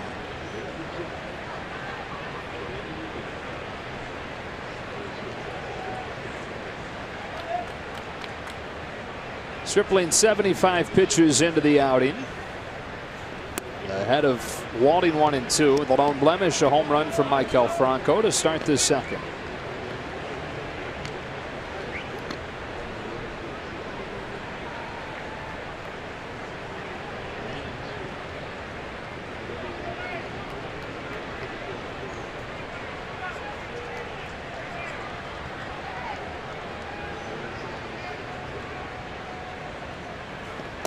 Curve to the corner for strike 3. Can't place it much better than that. We were talking about Ross Stripling settling in. And that's settling in with a perfect curveball on the outside corner. Right there. Perfect pitch. And that's right where Yasmani Grandal wanted it. Backdoors, low, catches the corner. As a hitter, you see that, you got to just tip your hat. That was a perfect pitch. Fifth of the night for Stripling. Here's the 8-hitter Alfaro. As Stripling continues to do what he's doing, you got to start looking at the innings. Strike 1 on Alfaro. Let's see, with 4 1/3 tonight, when he completes this inning, that'll put him at 100 1/3 this year. Last year he threw 77 2/3 total, so he's already 23 innings ahead of last year's entire season. The year before that, he was at 119 innings between the majors and the minors, and what was his first full year back from Tommy John. Alfaro hits a shot to left for a 1-out single. And that's the key, the fact that he's still just a few years removed from Tommy John, and that the innings count wasn't very high last year, mostly out of the bullpen. So something they'll be keeping an eye on moving forward. Yeah, most definitely. They're going to see. I mean, he's obviously earned his spot in this rotation. Talking about some guys coming off the DL. I mean, four-fifths of your starting rotation on opening day was on the DL. And as guys are coming back, I mean, we're even talking about them having a 6-man rotation for these next 17 games after the All-Star break. Well, he's one guy you're going, well, we can't take him out of the rotation the way he has performed. Ball one on Valentine. But it's something that definitely they'll have to be aware of to see, okay, how is he going to be performing down the stretch, and is there a factor in, because this will be the most innings he's pitched in the season at this level.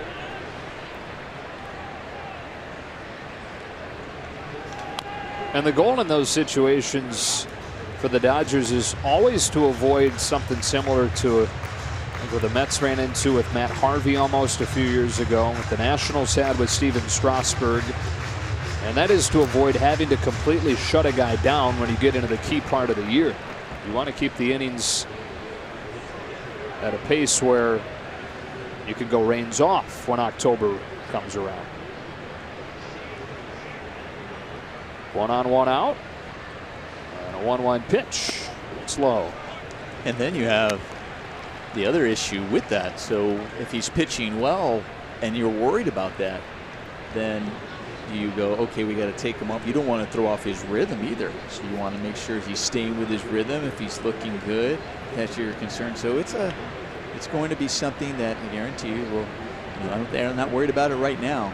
It'll be interesting in the next couple months or so if that's a factor. Down the line, that is extra bases into the corner for Valentine.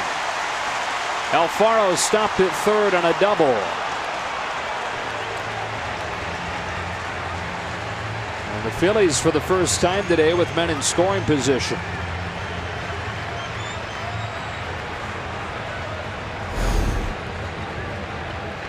Wanting this ball up and in, and that one gets kind of middle in. And Valentine does a good job turning on that, keeping it fair. And these are the spots that have really set Ross Stripling apart this year. Opponents hitting 137 with runners in scoring position. That's one of the best marks of any starting pitcher in baseball. Top of the order, Carlos Santana with Alfaro at third and Valentine at second. Curve snapped off for a strike. Stern in that bullpen.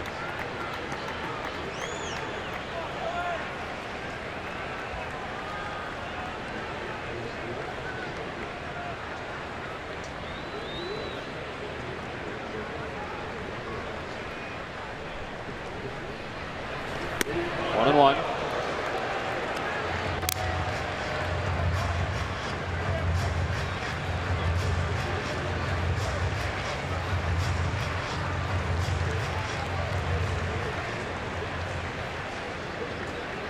Zach Roskup, left-handed specialist, with a couple of lefties coming up 3 and 4. We've got Santana up there right now, then the right-handed batting Hoskins, but then Herrera and Williams, both lefties.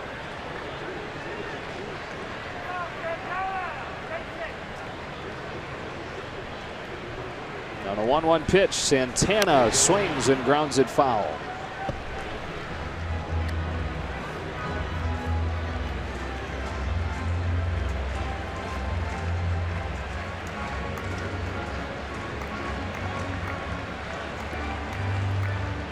Well, it's not been the most dominant outing for Stripling.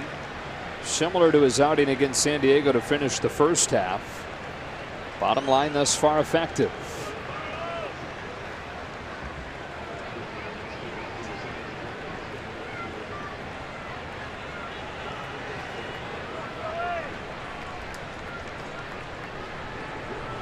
Second and third, one out. Santana grounds it off of the hands to first. It's a foul ball, and it's still 1-2.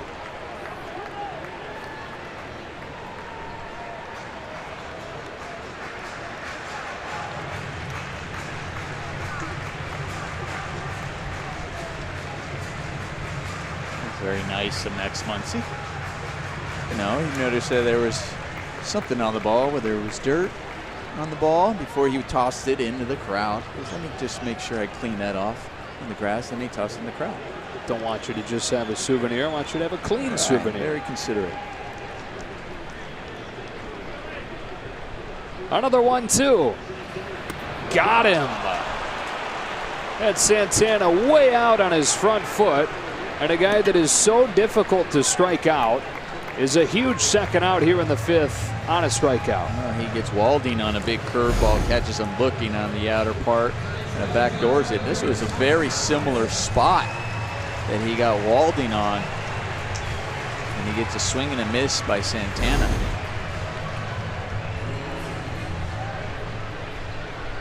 And so it's up to Rhys Hoskins. 0 for 2 today with a strikeout and a ground out.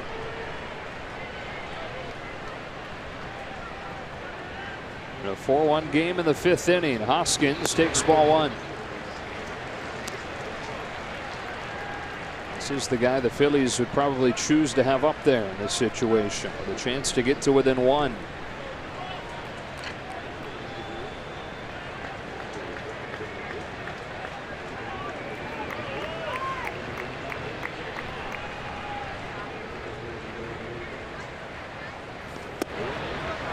Two and 0.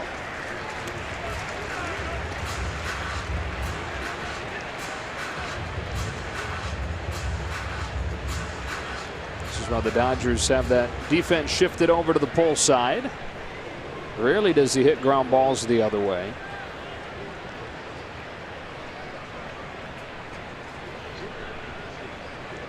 On this 2-0, he cuts and misses on a curve, which has really been sharp this inning. Been sharp, and it's had a big break to it too. Where this ball starts at the top of the strike zone, even almost a ball at the top of the strike zone, and ends up at the bottom. It's like a right-handed version of Kershaw's curve right now.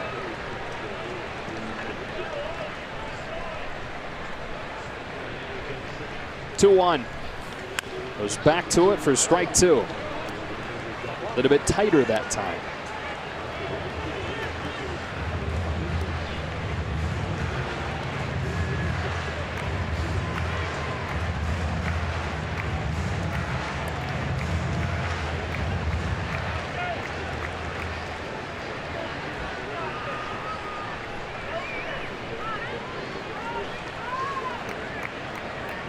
Deuce is wild here in the fifth. 2 on, 2 out in a 4-1 game. Stripling ready for a 2-2 pitch to Rhys Hoskins. Went to the fastball and it was fouled back.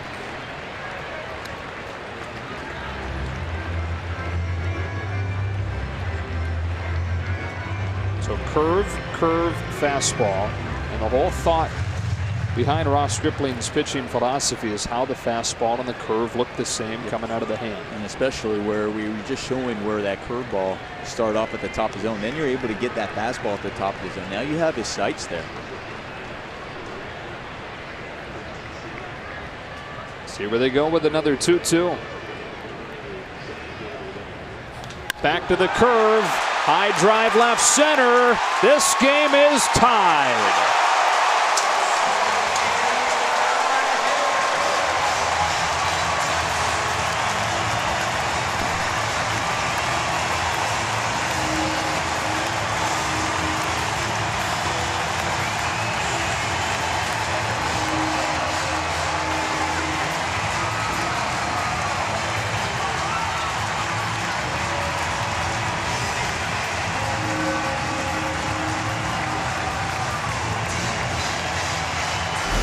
Well, he shook to the curveball and threw one too many, and it was know if it was one too many curveballs as much as the location of the curveball where that wanted. You saw Yasmani really wanting that ball to break off the plate. You need to go out there and give it for a strike, and that catches the middle of the plate.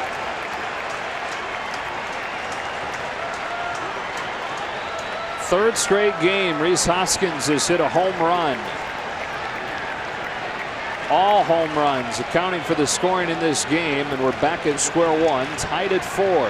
Stripling misses with his first pitch to Herrera. His 4 runs match a season high allowed by Stripling.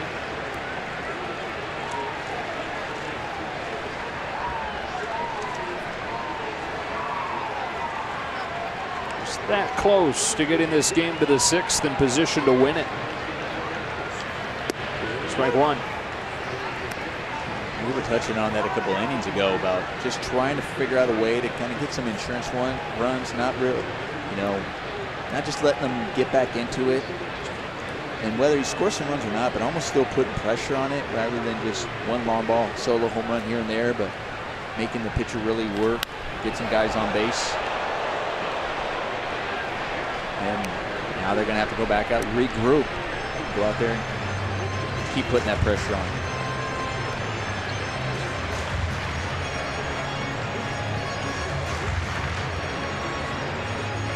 For Stripling, that is now 9 home runs allowed in his last 8 games.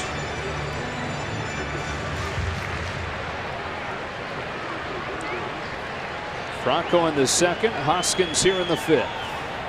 1-2 to Herrera is up.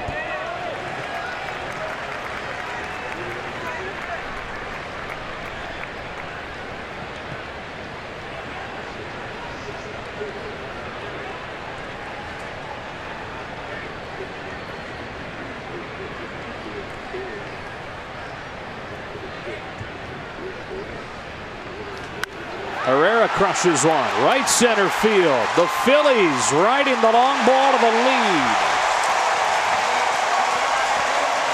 Back-to-back homers. Phillies 5, Dodgers 4.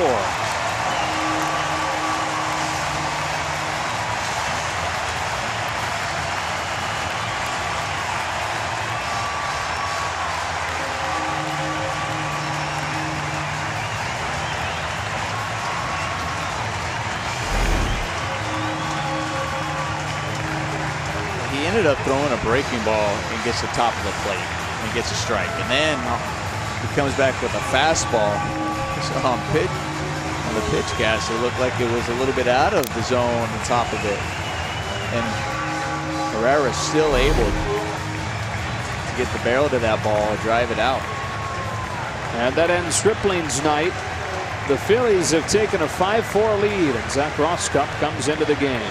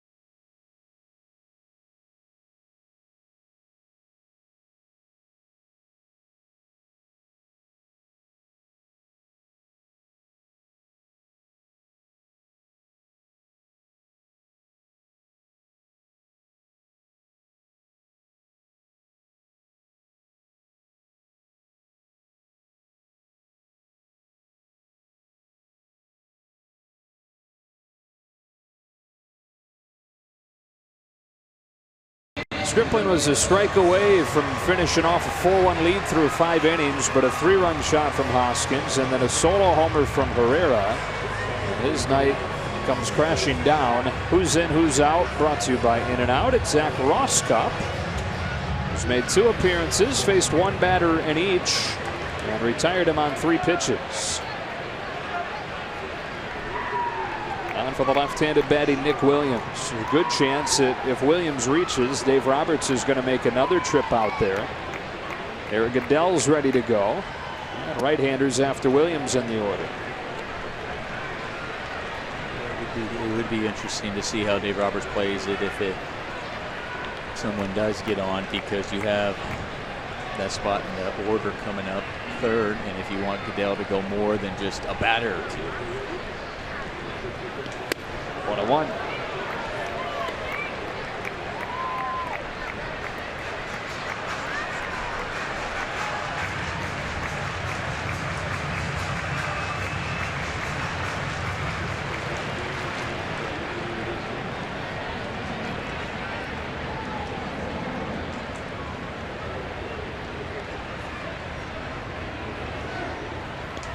One and 2.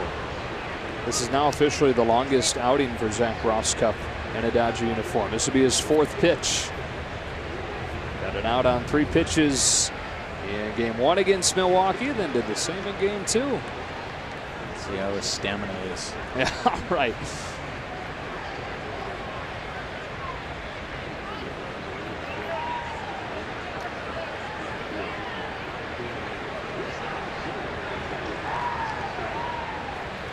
Pretty good. Pretty good stamina. 4 pitches against Nick Williams. That does it for the 5th, but a new ball game in Philly.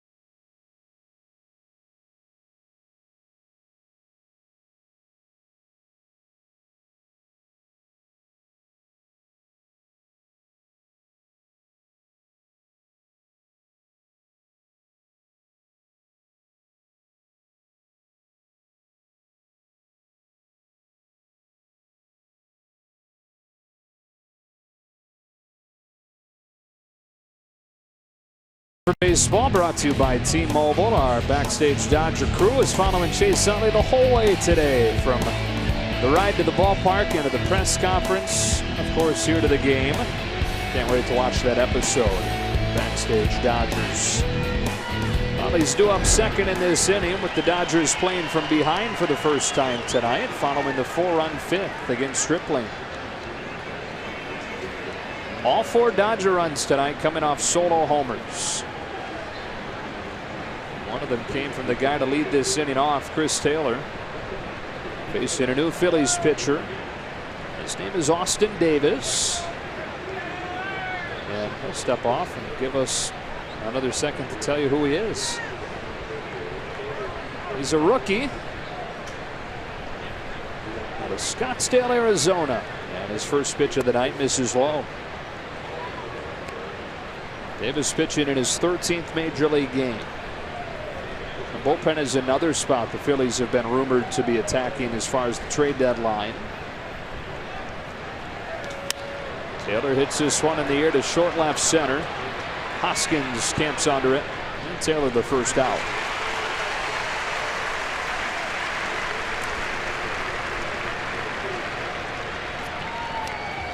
So for the third time tonight, here is Utley.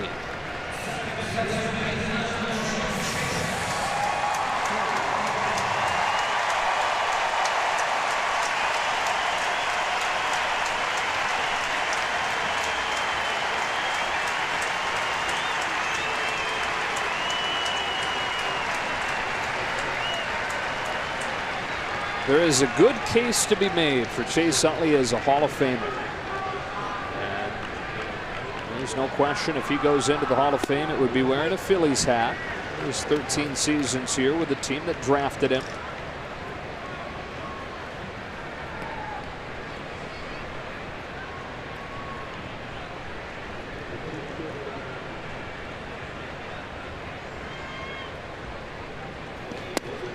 One ball and one strike. He was drafted by the Dodgers out of high school. Decided to go to UCLA instead. The Phillies took him 15th overall. A world championship in 2008. He is the only player, position player that is, from that team still in the majors. Grinding away at 39 years old. And I'm sure he texts his teammates every, see, look at me, I'm still playing. What are you guys doing? And they're probably texting him, oh yeah, well, I'm relaxing. How do you feel? That's right. He's saying, oh, that sounds pretty good, actually. Down the left field line, foul, 2-2. I'm going to join you at the end of the season. And the hope for everybody around the Dodgers is that he'll continue to be around, and Andrew Friedman has extended that offer and that hope.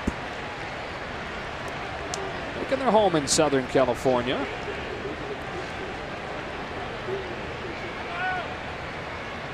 So while the Hall of Fame plaque may have a Phillies hat on it, it looks like for the foreseeable future, one role or another, he'll be involved with the Dodgers.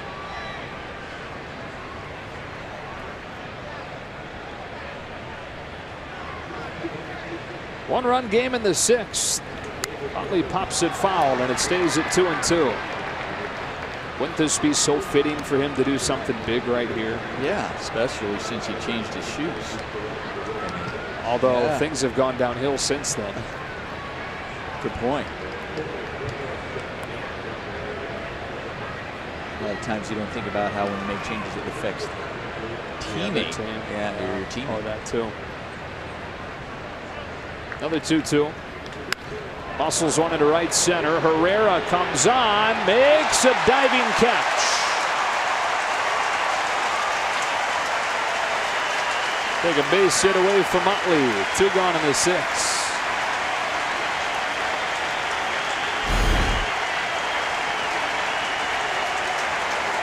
Herrera coming up. Does he get his glove underneath it? He does an excellent job getting to this ball and making sure that glove, that was really close. You know, that Dave Roberts, I'm sure, was over there on the headset or on the phone, checking to make sure that that ball didn't get a little bit of the grass before. But no, he got that glove underneath it, and it was a great catch. So 2 gone here in the 6th inning, and Dave Roberts sends Logan Forsythe up. Coming off a good weekend in Milwaukee. And pinch hitting in the pitcher's spot, looking at strike 1. Dave Roberts said over the weekend that he just has a really hard time giving up on any player. Refusing to give him opportunities to come out. That slump, which has been season long, and really for Logan goes back to when he joined the Dodgers. He's one of the best offensive second basemen in the American League in his couple of years in Tampa Bay. He just hasn't been able to gain any traction since putting the Dodger uniform on. 2-1.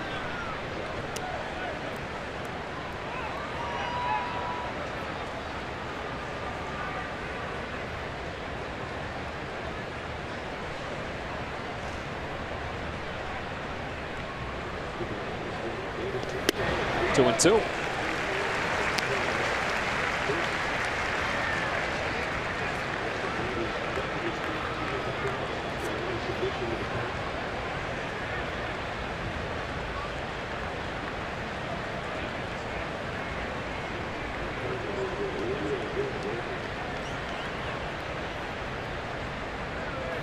1, 2, 3, sixth for Austin Davis. Bottom of the sixth coming up in a one-run game.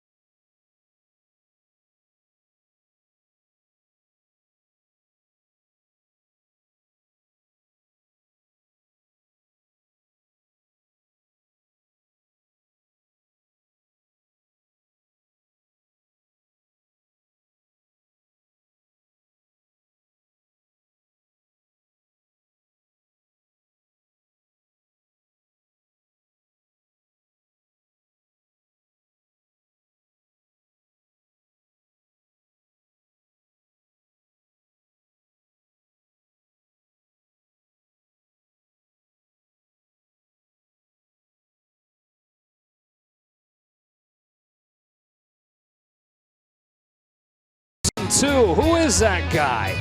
Nomar Garcia-Parra on his birthday at Fenway Park. 3 home runs, including a grand slam, 8 RBIs. I mean, what a 29th birthday. And by the way, happy 45th birthday. Oh, thank you. Thank you. Yeah, that was that birthday was memorable. And I usually don't do well on my birthday, so that was something to. That was pretty special. How did you celebrate it? We had a doubleheader, so you played another game. We played another game, so I was tired. And then go to bed. Yes, exactly. Jeez. Well, happy birthday. Thank you, thank you. And the way I love to celebrate today is with a Dodger victory. So hopefully they can come back, pull this one off, get a little bit more at bats with runners in scoring position. Yeah, they have 4 runs, all solo shots, but only 2 at bats with runners in scoring position. Think about production more than just relying on that long ball. Here they're going to turn to JT Chagua for the bottom of the 6th. He'll face Franco, Kingery, and then the pitcher's spot. And he gets strike 1. That slider of his. Franco 2 for 2, continuing his hot stretch. Prior to the 4-run 2-out rally last inning, his solo home run in the 2nd accounted for all the Phillies' offense.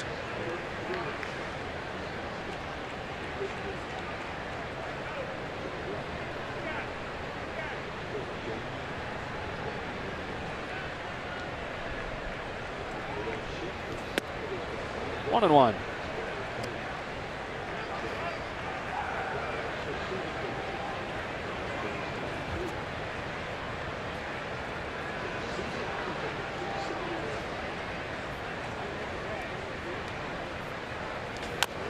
Huge bounce. Muncy waits for it to come down and hit Chagua covering. Kind of a funky play, but it works. I hope Chagua is okay.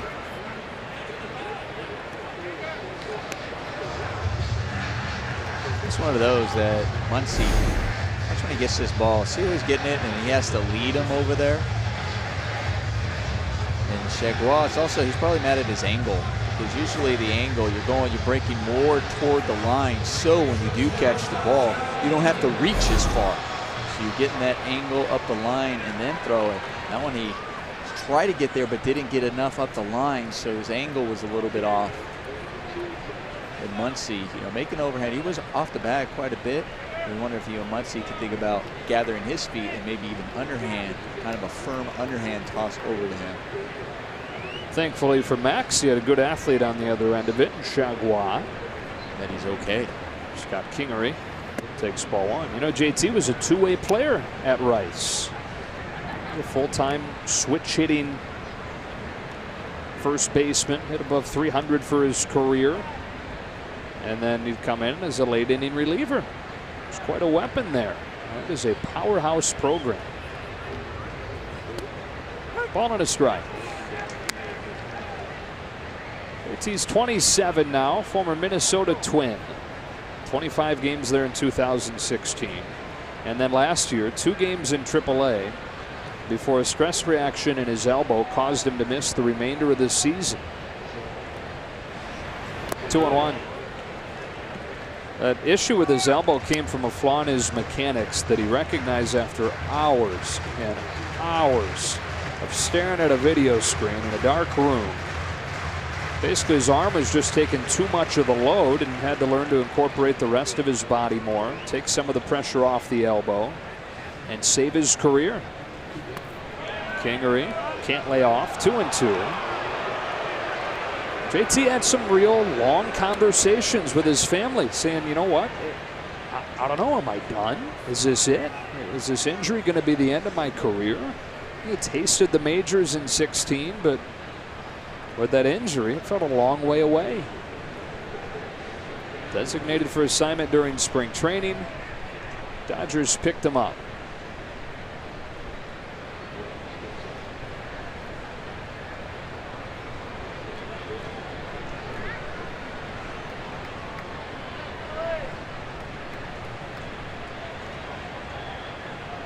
It's 2-2 to Scott Kingery.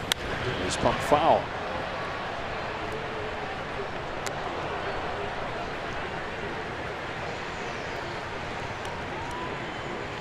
I think these next 2 innings are really key for the Dodgers. We've been talking about the trade deadline as it's looming, and we're talking about possibly bullpen help for the Dodgers. And I think a lot of it, when you look at what the Dodgers have done, their highest ERAs as far as innings are concerned have been the 6th and 7th inning. So they're really looking for some really success and guys able to get out of those innings, obviously to get that bridge to Kenley Jansen in the back end of that bullpen, but also for games like this, because you're down by 1, yeah, so there's plenty of baseball left, but you want to be able to put up those zeros in these key innings so that you give your offense a chance to come back. Strikes out Kingery, and now Cesar Hernandez will pinch hit. He's been one of the best leadoff hitters in baseball the last couple of years, but dealing with a sore big toe right now. It's Tommy Hunter in the Phillies pen. Cracks his bat and a soft bouncer back to Chagua. He's got a lightning quick 6. To the late innings we go. The Dodgers within 1.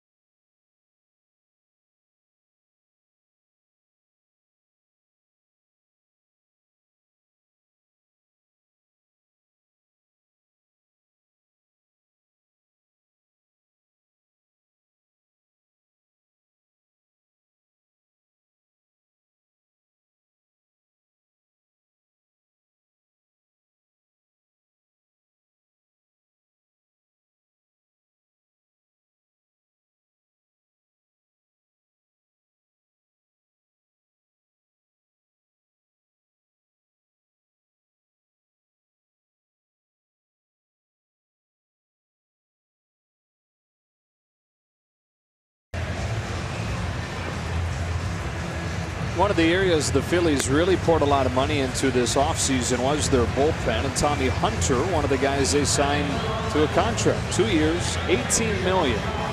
And he's been better lately, but got off to a disappointing start this year. So they turn to Hunter here for the 7th. As he gets ready to face the top of the order, that means Jack Peterson to lead it off.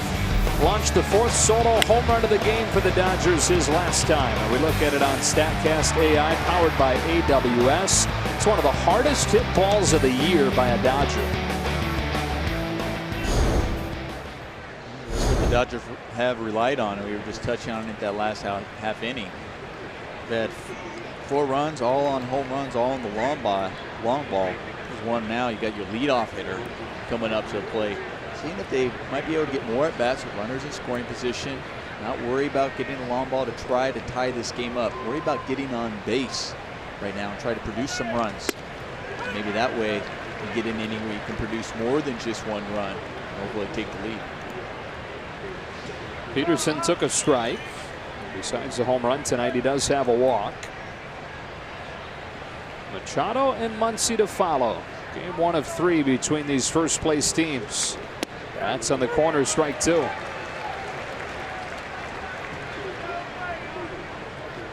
We talked about it earlier, but the Phillies have thrived in these close games this year.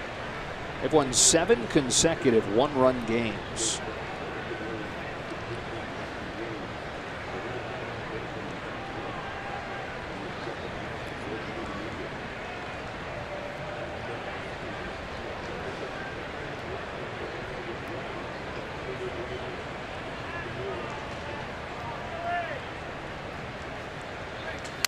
Peterson jams one by the bag, foul.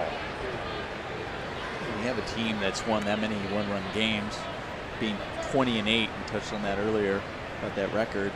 A lot of that has to do with your bullpen keeping you in games to be able to get those 1-run wins. And it's funny, just looking at their bullpen, and I'm just looking at like their velocity. And this is what you see so much in this game, because Chase Utley touched on it actually in his interview today.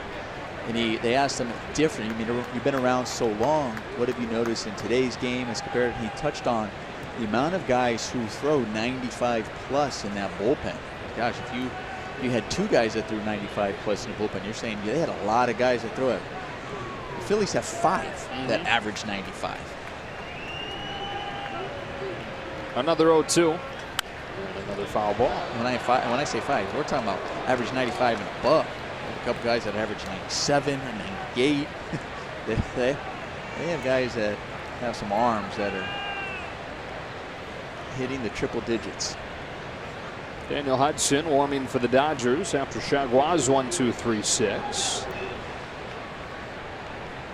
Top of the order here in the 7th. Hunter to Peterson, 0-2. Got him. Wanted to lay off, but it committed, and he's the first out.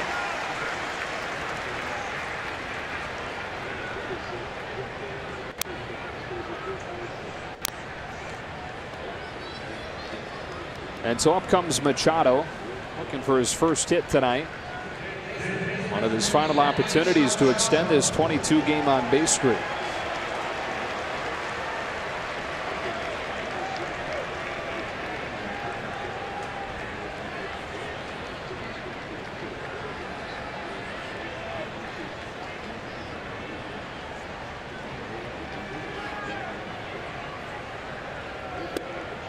Slider for strike 1. We'll talk about all these things statistically with Manny that are so impressive. And then you read things like what his old manager Buck Showalter said about him, which takes it to another level even. That is inside, and it's 1-1. Buck Showalter, who's not the kind of guy to shower praise on anybody, said that Manny Machado is the kind of kid you want to see walking through the front door with your daughter. That's high praise. That's not talking about just his ability to play on the field.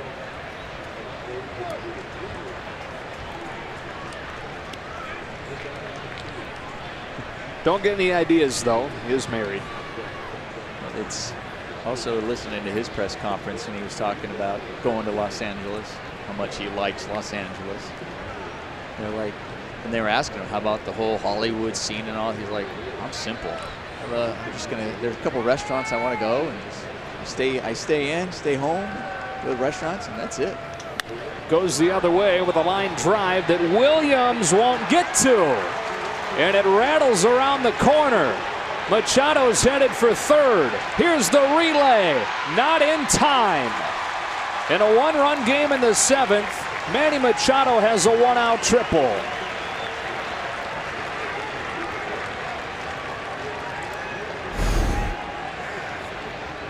Well, the ball on the outer half, up and away, and then able to drive it the other way. An excellent job. That's exactly what you're supposed to do with that pitch, is to go the other way. You can't try to pull it. You pull off of it, you miss it, stays on it, and then the hustle to get for a triple. That's huge, especially with one out.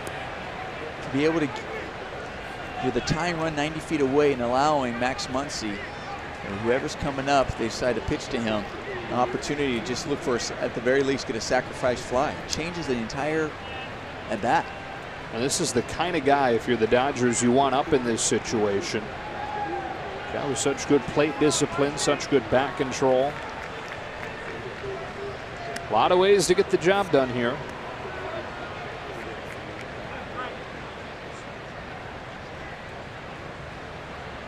The infield is pulled in for the Phillies, and it is also pulled all the way around for him to pull.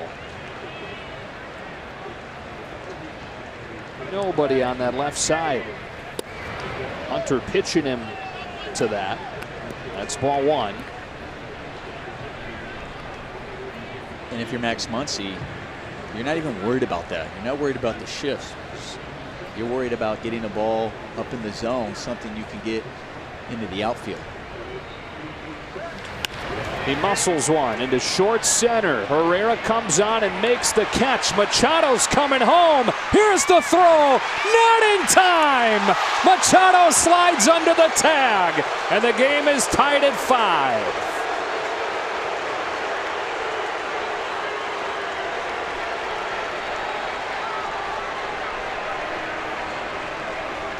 I know they're going to check this, but I thought he got his hand in there. I don't think there's really any need to check. I mean, obviously you should, just to make sure. But Manny Machado does an unbelievable job. I thought this ball, the way it was hit in shallow center field, I didn't think he was going to go. And it looked, at first, even when he broke, I thought he was just kind of reading the throw, but he took off, was reading it. He was peeking at the ball and has an excellent slide to get his hand underneath the tag at home plate. And he's there. Great job by Manny Machado. Grandal with 2 out takes a strike. And so Machado's speed and hustle get him a triple. And then his speed and hustle and sliding ability get the game tied. You saw Max Muncy's reaction when he found Machado in the dugout, shaking his head as if to say, how and thank you. 0-2. Yeah, you're going, I'm sorry to make it so close. I should have hit that ball deeper, you know, but thank you for picking us up.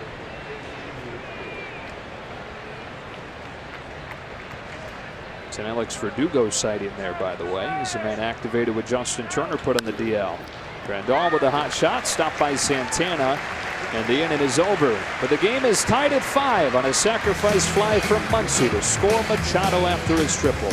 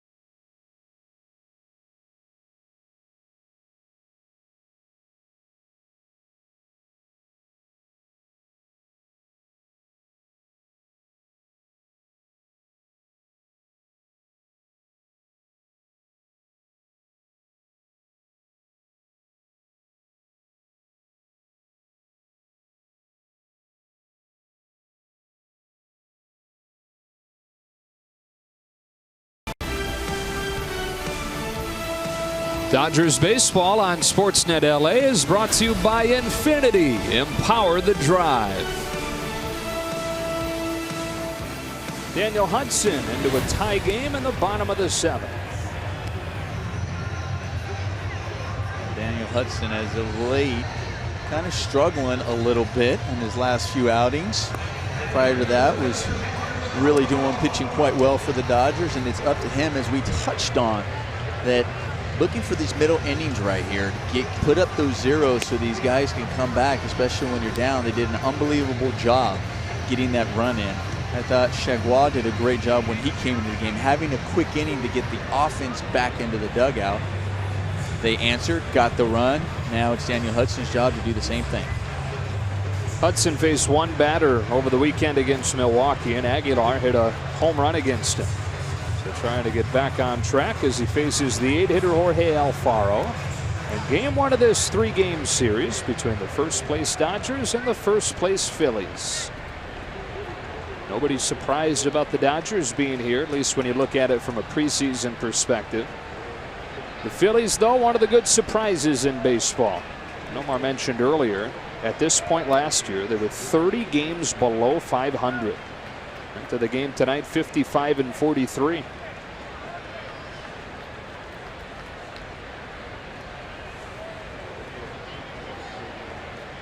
Hudson's first pitch of the 7th. Grounded up the middle.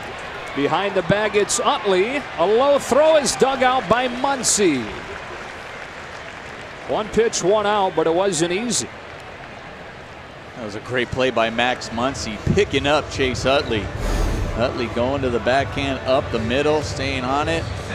Low throw with Max Muncy. Just getting it out there with a nice pick. As an infielder, when you throw this ball, Chase Utley, you can see where it's going. You're holding your breath. You're like, uh-oh. And then, when your first baseman picks you up, you're like, I owe you dinner. So Utley Mayo Muncy dinner, but Muncy Mayo Machado dinner for his hustle get home on that sac fly. So there's a lot flowing around. That's it. A lot of dinner. I'll probably say, Utley, why don't you just take Machado out and we can call it even? Right. There you go. Yeah. Circle of life. Or something like that. 1-1. Game number 100 of the season for the Dodgers tonight. You know, just because the All-Star break comes so much later than usual, it kind of catches you off guard because you think of the All-Star break as the halfway point, even though it's beyond the halfway point. But in this case, it is way beyond the halfway point. Only 62 games remaining after tonight. 2-1.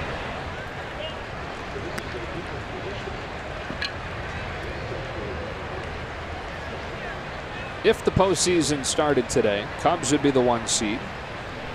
These two teams would face off, 2 versus 3 seed. The wild card game would be Atlanta and Milwaukee.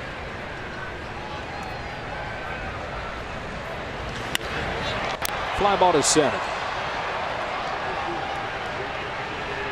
Bellinger's got it, 2 out. Well, fans, come to Dodger Stadium on Monday, July 30th to welcome Manny Machado to the lineup when the Dodgers return home to face the Milwaukee Brewers in a 4-game series.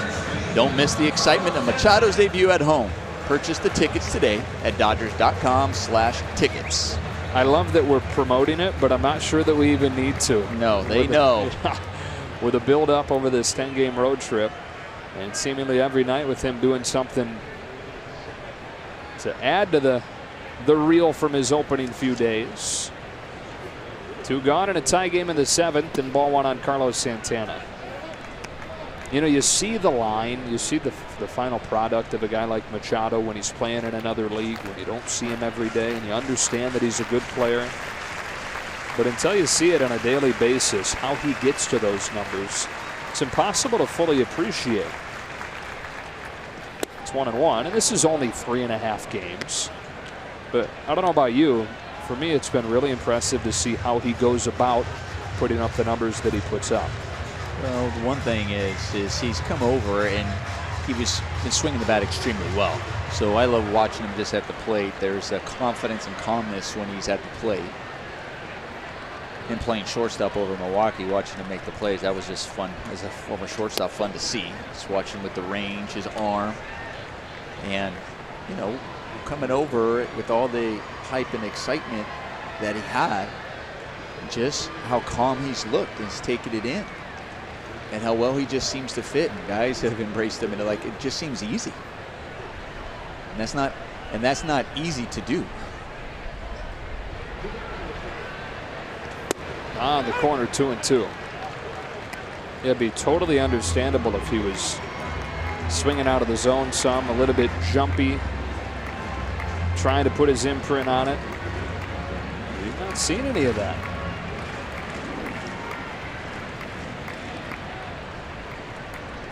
So far, so good. Hudson deals at 2-2, and a chopper along first and foul.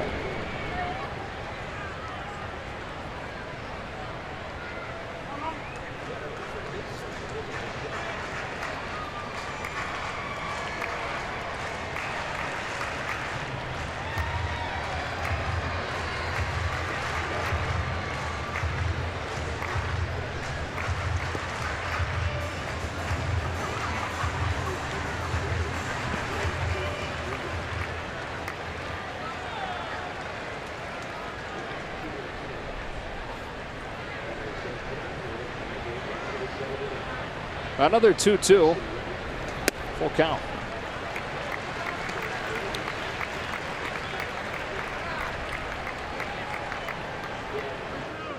Five runs on 7 hits, both sides.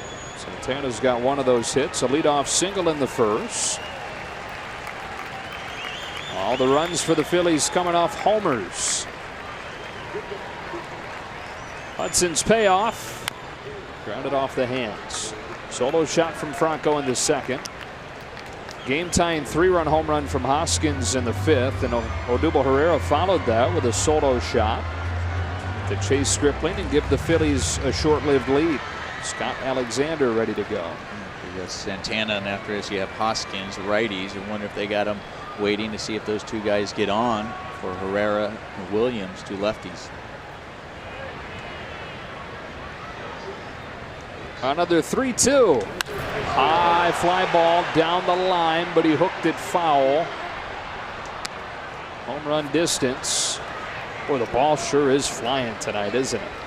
I told you this is one of those days before the game. Coming to the ballpark that you know the ball carries well. It's a hitter's ballpark. A lot of home runs hit here, but it's a muggy day. So one, you're also, as a player, if you feel warm, you're loose. You know the ball's going to carry.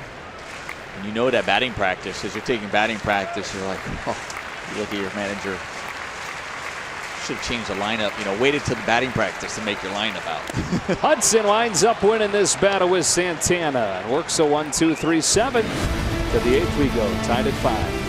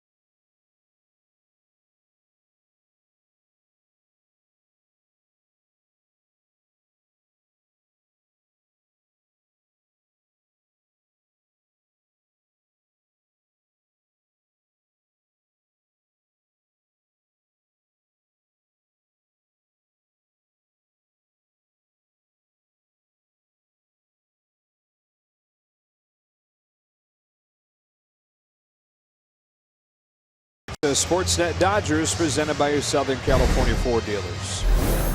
All right, thanks, Joe. 7 home runs hit in the first 7 innings. It's become a battle of the bullpens late, Ned. Well, this is a year of the home run, and you're seeing it again tonight. Seeing a lot of home runs. Ned and Sean are going to break it down after the game. Alana will have reaction from the Dodgers clubhouse. We'll see you soon. All right, guys, and some big bats coming up for the Dodgers here in the 8th. Matt Kemp taking strike 1 from Tommy Hunter. I was just so impressed right there. Sean Green, I mean, short time over there, you know, in the studio, not much time in there, and he already knows how to handle that situation right there. That was the standing. That was, yeah, that, like we talked about the other day. It's not easy, and that was impressive. Not born with that. Nope. Nope. Hey, good to hear Sean's total bases record for a single game still alive last Friday night. We were talking about that. Yep. And 0-2. Kemp down quickly. We knew Sean had friends over there at the Cardinals and said, hey, can you get Carpenter out? You know, it's a good day. You know, you might want to save him, save his legs. All right. Do it for Matt. I think he finished with 16 total bases. Sean's record for a single game, 19. Bellinger with 1 out. Carpenter tonight, by the way, hasn't homered, but he has 2 more hits, including the double. It is just an absurd stretch.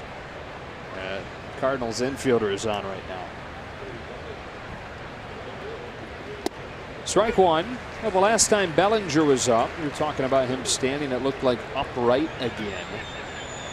So far tonight, he's 0 for 3 with a couple of pop-ups and a strikeout.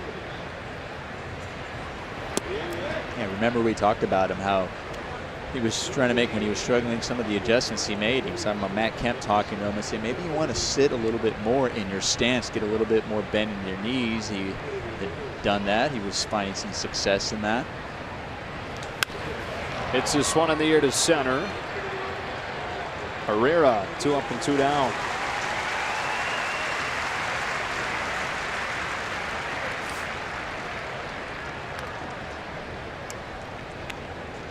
And here's Taylor.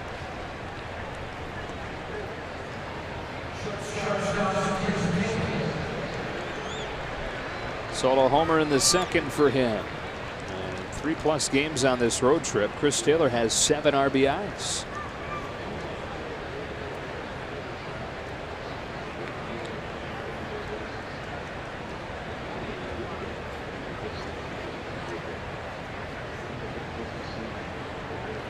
Strike 1.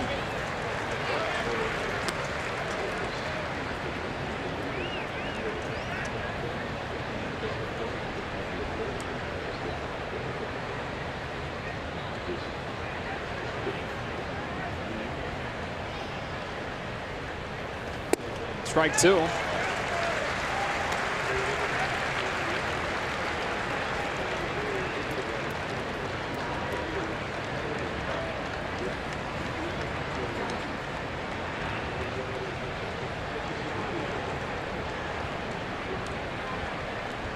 Hunter looking for a 1-2-3-8. Farrell tried to pull that one back to the corner, but Ryan Blakeney wasn't biting.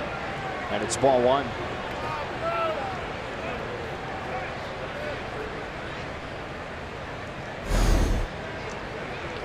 Have another look at how close that ball was.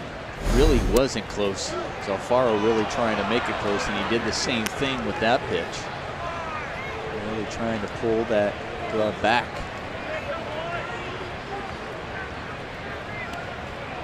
According to PitchCast, it's been a pretty good zone tonight for Ryan Blakeney. 2-2, and Chris Taylor swings and lifts one down the line to right that will peel into the crowd, become a souvenir.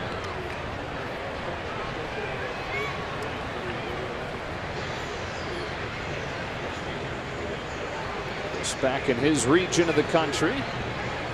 Virginia Beach native, got to go home for the All-Star break for a few days and reset the batteries with his family.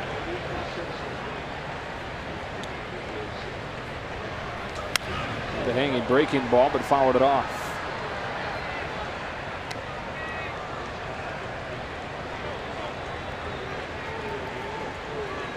Chase Utley due next in a 5-5 game in the 8th.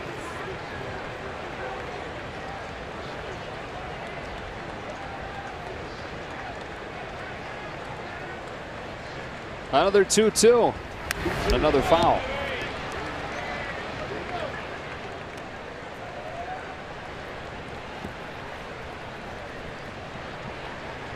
CT3 doing a good job staying alive on the fastball, but he's got a couple. That one was a good one, up and away. Good foul it off, because that was a pitcher's pitch. Prior to that, though, balls that were down the middle and he's missed. So he's probably thinking, gosh, how many of these fastballs am I going to get? Drives this one to right center field. Herrera not going to get there. Off his glove. Taylor to second with a 2-out double as a light rain begins to fall.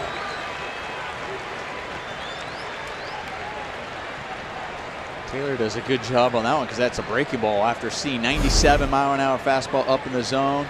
It's all 95, 96 that he fouls off. Then he gets a breaking ball, stays on it, and going the other way.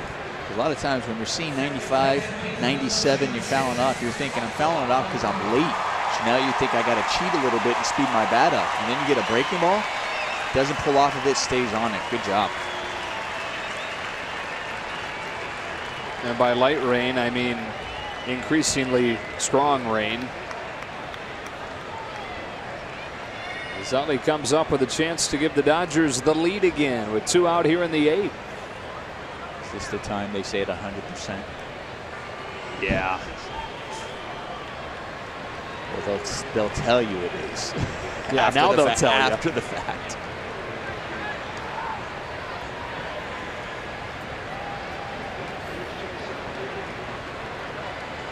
Some of the rain gear out. It's a good game going, tied at 5. You hope that this doesn't get too heavy. They can continue to play through this, especially now with a go-ahead run in scoring position. Utley fouls it off, strike 1.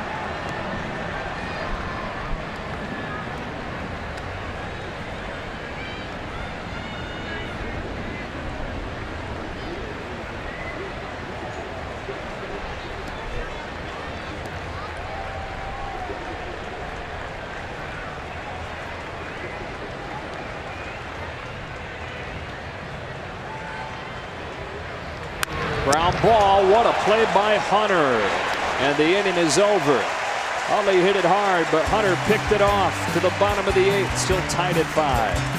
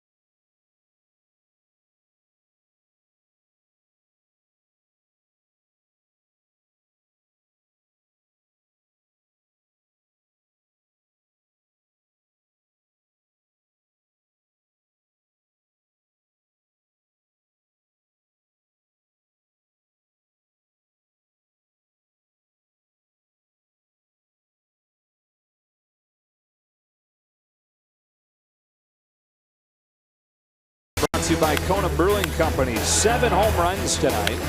4 solo shots for the Dodgers. Couple of solo shots and a 3-run home run for the Phillies. And really, Nomar, you're looking at baseball in 2018 tonight. These 7 home runs and a combined 16 strikeouts. Saw that in the All-Star game as well. That's what A lot of home runs there. Continued on to this game right here. We talked about the job of the bullpen. Well, Chagua, Hudson did their job. Excellent job. Now it's up to Scott Alexander to do his job and continuing doing a good job as he has done in July so far this year. Faces 2, 3, and 4 in the Phillies order, and this is the part of the order that put the Phillies in front against Ross Stripling in the 5th inning.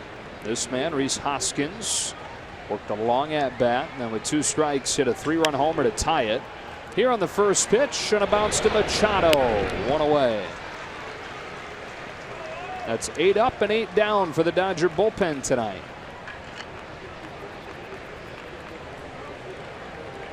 Right now Herrera, who followed Hoskins' 3-run homer with a solo shot of his own that made it 5-4 Phillies. You happen to just be joining us. The Dodgers would tie it 2 innings later on a sacrifice fly from Muncy. So as quickly as the rain came, it went. So that's good. Yeah, it's like the rain knew. Like, oh, I'm going to stop because the Phillies are up.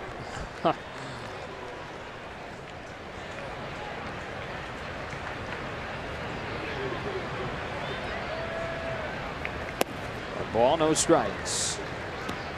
Herrera's home run means that he's done that in back-to-back games. Did it in the final game of the doubleheader yesterday against San Diego.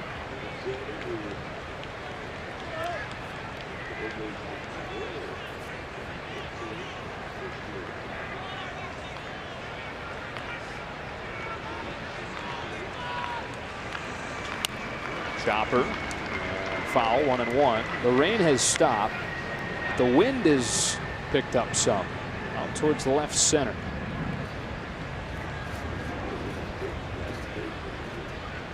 Not that the ball needed any more of a boost tonight.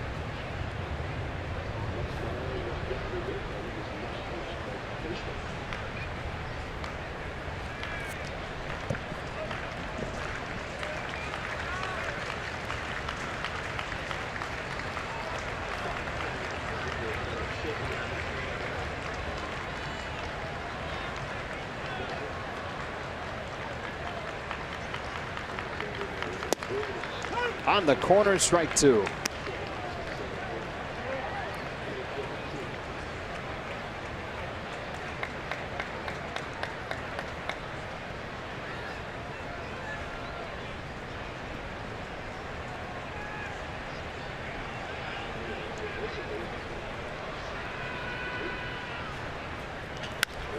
Bounce back to Alexander. 2 up and 2 down as he does more what he does. Couple of ground ball outs. Well, fans, what's better than watching baseball and eating Dodger dogs? Nothing. On Wednesday, August 1st, when the Dodgers host the Brewers, all fans in attendance can purchase $1 Dodger dogs. Buy up to 5 Dodger dogs per person per transaction. Visit Dodgers.com/promotions. So you got Manny Machado, Dodger Stadium debut Monday. You've got $1 Dodger dogs Wednesday, and then you've got rematch of the World Series starting on Friday. Houston Astros. What a homestand. There's a lot of markings on your calendar, that's for sure. Tied in the 8th, Nick Williams taking ball 1. So after this 10-game road trip, Dodgers off to a 2-1 start on the trip, having taken the series from Milwaukee this weekend.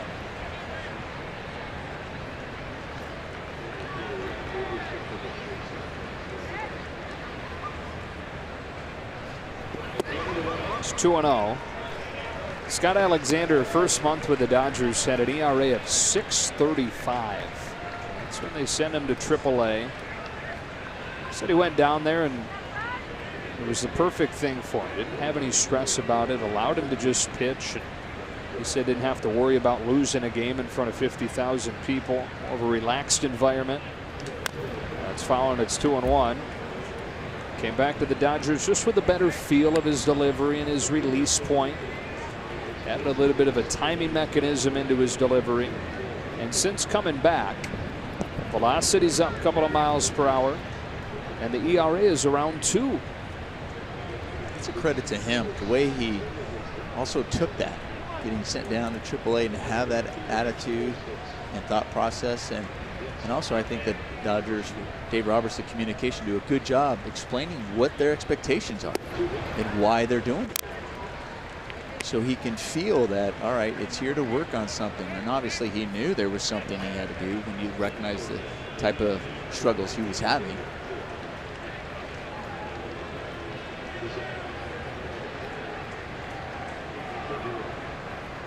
Nine 1-2 for the Dodgers, due up in the 9th inning. Alexander trying to keep it tight at 5. His 2-2 strikes out Williams. 3 1/3 perfect out of the Dodger bullpen tonight. To the 9th we go, tied at 5.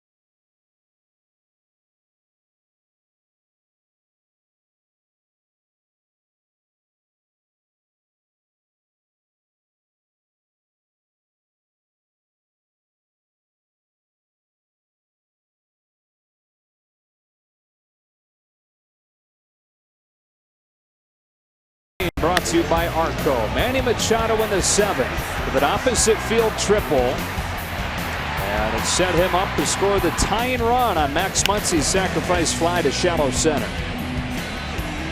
Well, he does it with the bat, hitting the long ball, and then he does it with his legs with the triple, and then helping out the teammate and his team with the hustle down and a great slide. Home plate. And he's due up 3rd in this inning, which will begin with Alex Verdugo's return to the majors. Called up today with Justin Turner placed on the disabled list. And has been absolutely tearing the cover off of the ball in Oklahoma City. Facing a guy that's making a run for National League Rookie of the Year here. Seranthony Dominguez has a 1.59 ERA and some of the filthiest stuff in the National League. And opponent's average against him just a 138. His first pitch, 98, but outside. Verdugo, welcome back to the big leagues. Call up here, face Dominguez. 0 for 28 with 1 walk against him when you're leading off an inning. 2-0. That's so huge for a short burst reliever. That's such a key number. Dominguez last gave up a run a month ago. He brings it 2-0. Verdugo looks at strike 1. It's a guy who really wasn't on anybody's radar in spring training. Towards the end of spring training, he'd shown enough where they couldn't look away anymore. And now here he is, a key piece. Blows it by him, 2-2. Verdugo didn't get cheated. That was a big swing. That time guys throwing 98. You think you have to swing the bat harder. He's throwing hard, so I'll swing hard. Sometimes just got to shorten up. Let him supply the power. He's worked it full. Alex Verdugo for Oklahoma City was hitting .349. That was the 3rd best average in the PCL. He's leading off the 9th against Dominguez and stays alive, protecting on 99 to the corner.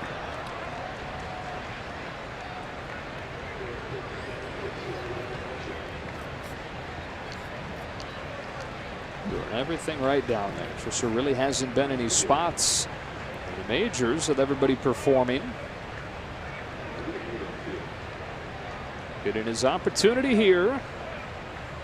And walking to open the 9th.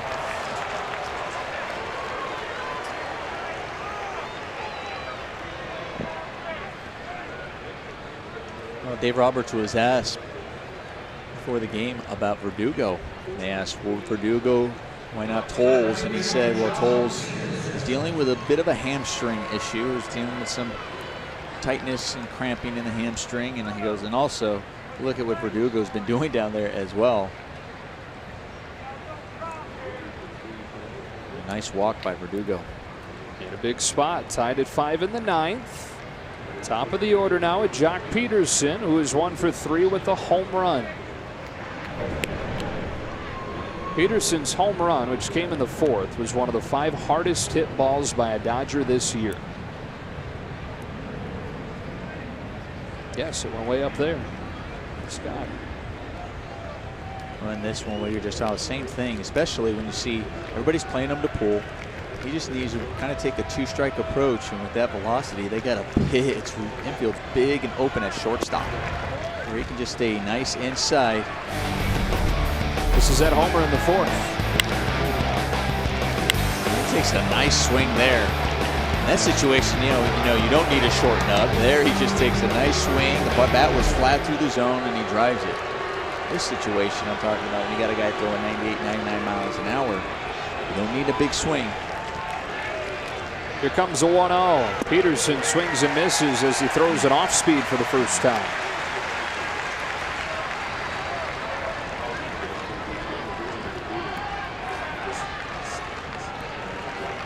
A lot of guys would swing and miss when you have a guy throwing 98 miles an hour, and then you throw a changeup that 90 miles an hour, 8-mile-an-hour difference, and also with that type of movement. Now 1-1, and Jock Peterson watches it this time. The same pitch, but a different result. And he's ahead 2-1.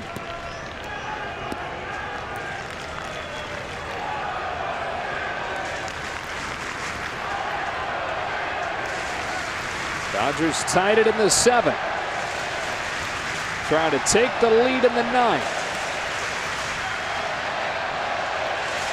The 2-1. Peterson hits it foul, and it's 2-2.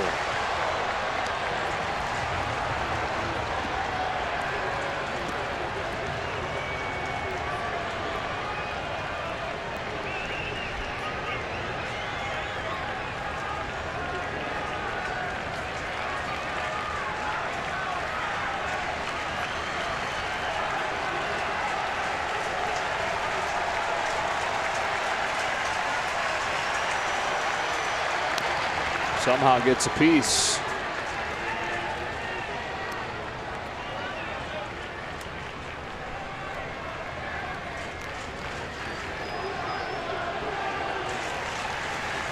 Up next, Machado.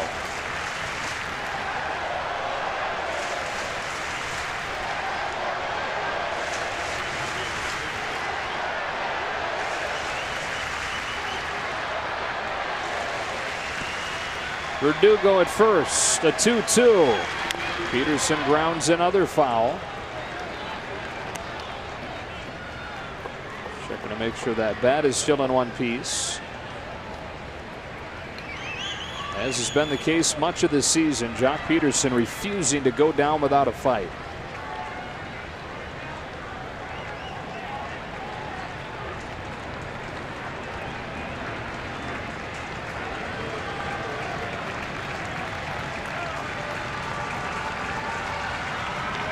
Ground ball foul.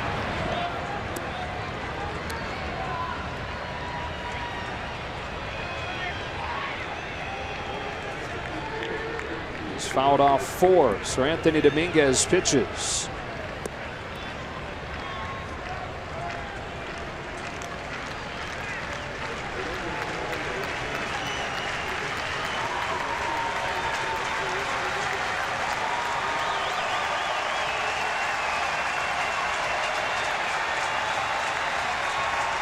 Another 2-2. That's a base hit to left center. Verdugo stops at second. What an at-bat from Jock Peterson. And the Dodgers in business in the ninth. Did exactly what you were talking about, didn't he? It was just a great at-bat by Jock Peterson, because he saw some really nasty pitches from Dominguez, fouls off some nasty pitches, and just 2 strikes, bat flat through the zone. That wasn't a big swing. It wasn't like that home run swing that we saw. That was nice. That was off. They had a big, it was wide open over there in the shortstop area, and that's exactly where he hit it. Excellent job by Jock Peterson. On the 8th pitch against the fireballing Dominguez, they get Manny Machado to the plate with runners at first and second in a tie game in the ninth. Kelly Jansen and Dylan Floro both getting ready to go. They get a run, it'll be Jansen. Otherwise, Floro. Machado fouls it off, strike 1. That's the one man he wanted to. Early in the count, first pitch, 99, but it was there. He knew it's a pitch he could handle, and he's mad at himself that he fouled that one off. The one that Peterson singled on, by the way, was 100.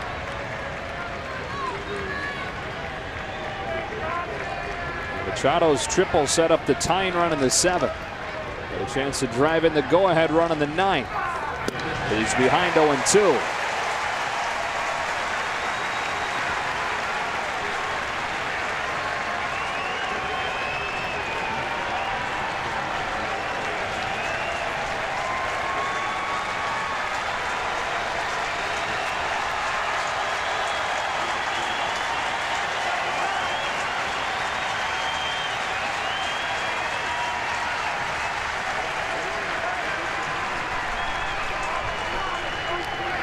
One and two.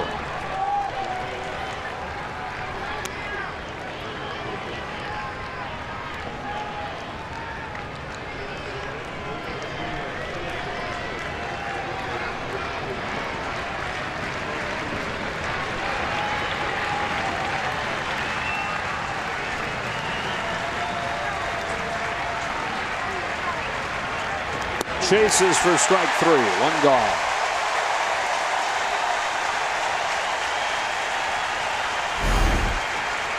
This is just a really good pitch by Dominguez. When you're throwing that hard and then you get 2 strikes, and look where it started. He looks like a fastball that's going to be on the outside corner and just keeps going away, and you commit early because he throws so hard, and then you just can't hold up as it's coming, and you're seeing it breaking away farther away from you. So it's Muncy with 1 out. He's got a home run tonight. He tied the game with a sacrifice fly in the 7th.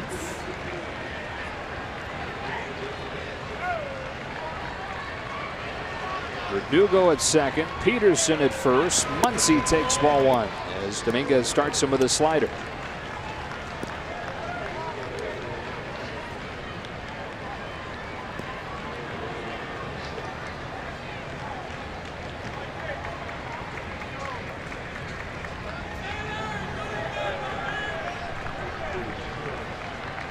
One out. Ball 2.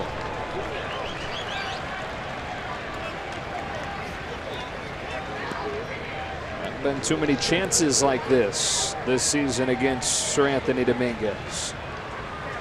And the Dodgers cash in against him, against the best the Phillies have at the back end.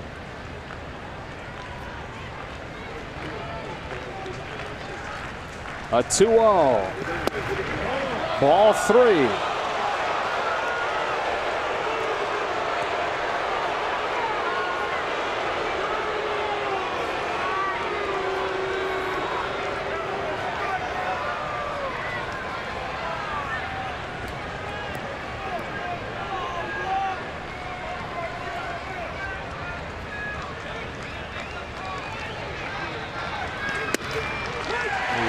Three and 1. See that on pitch cast, that ball being up and away off the plate. Once he thought it was, he's like, all right, ball 4. Didn't really turn around and complain, but we get a better view of that and it looked out. With Grandal waiting on deck, here comes a 3-1 to Max Muncy. That's ball 4, and the bases are loaded.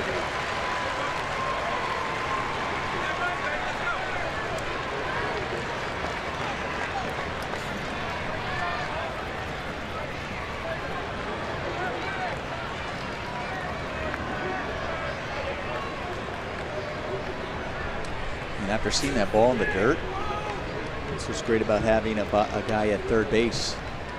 That hopefully kind of minimizes or takes away that ball down there. They'd be scared to throw something like that in the dirt for a possible wild pitch, pass ball.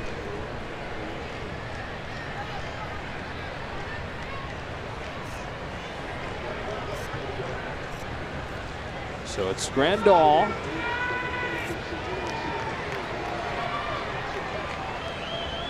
Walk from Verdugo, single from Peterson, walk from Muncy.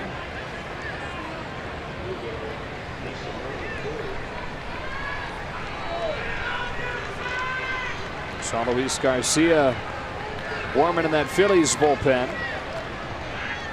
Warming and warm, it appears.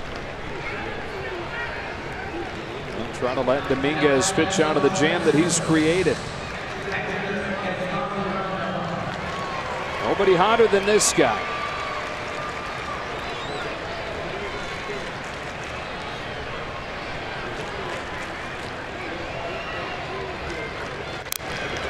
Down the line, that is foul.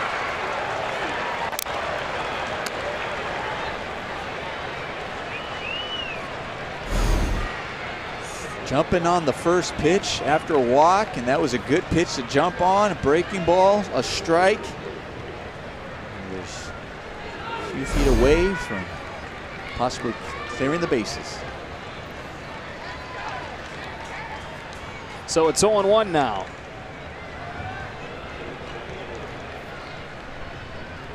Dominguez deals. Grandal takes ball 1.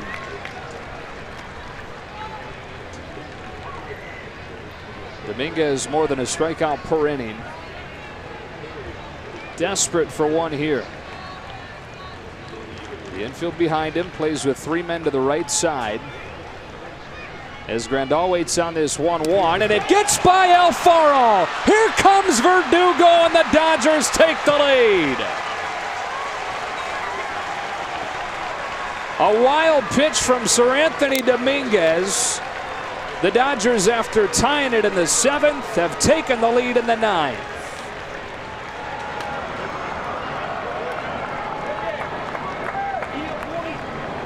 We were talking about how good the Dodgers did this inning, working the walks, getting a guy to third base.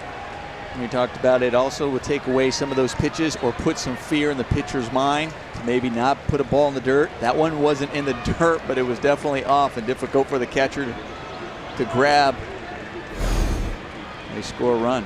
And now Kenley Jansen ramps up that warm-up. He'll be coming on for the bottom of the 9th, trying to protect the Dodger lead as Grandal moves ahead 3-1.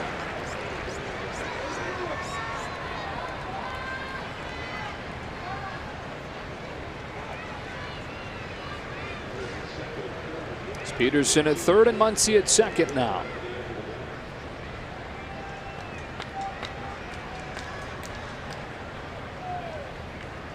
Here comes the corner, full count.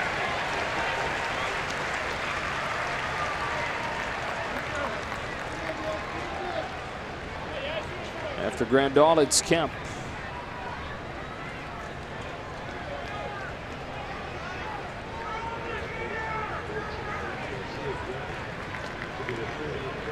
Payoff. They're loaded.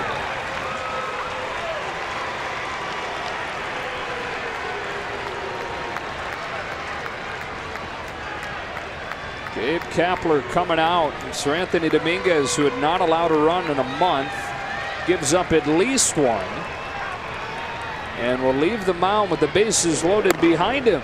Luis Garcia into the fire with the Dodgers in front 6-5.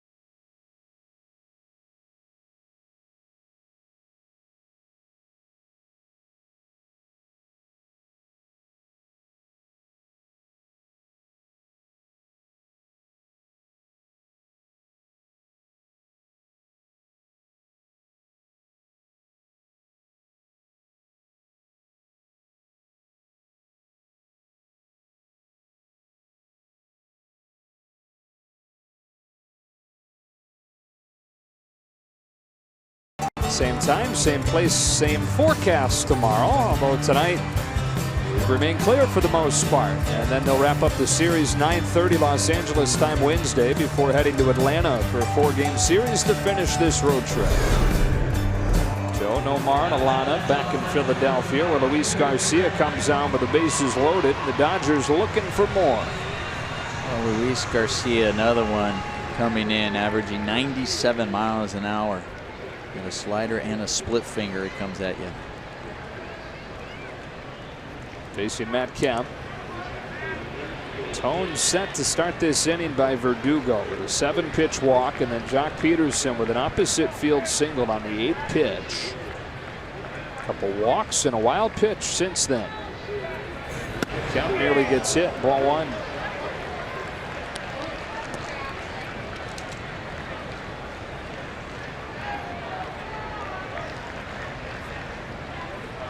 Got their first 4 runs tonight off solo homers. Have gotten the last 2 by bringing a man in from third one way or another.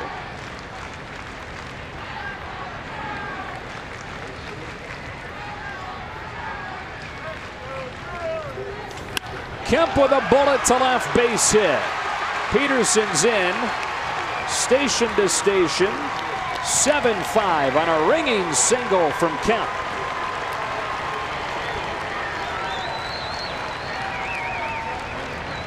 He has just been crushing fastballs all year long.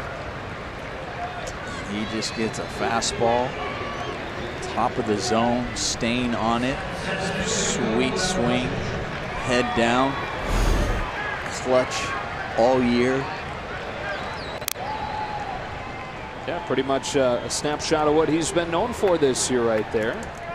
One of the best in baseball against fastballs and one of the best in baseball with runners in scoring position. Still loaded, still just 1 out. And Cody Bellinger, strike 1.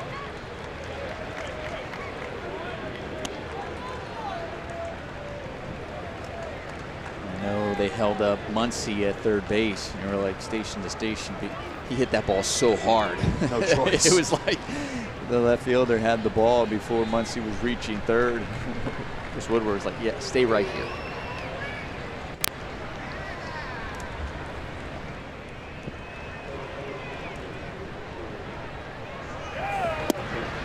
To the back door, strike 2.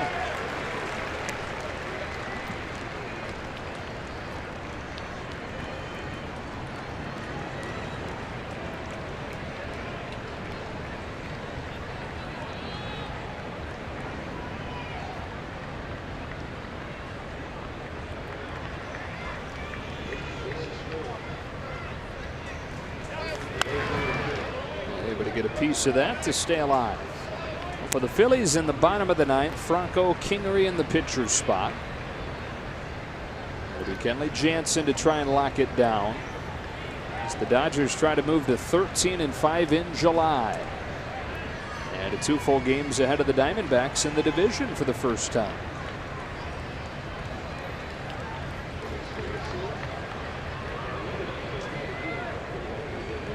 Arizona, though, has a 6-1 lead on the Cubs, 8th inning in Chicago.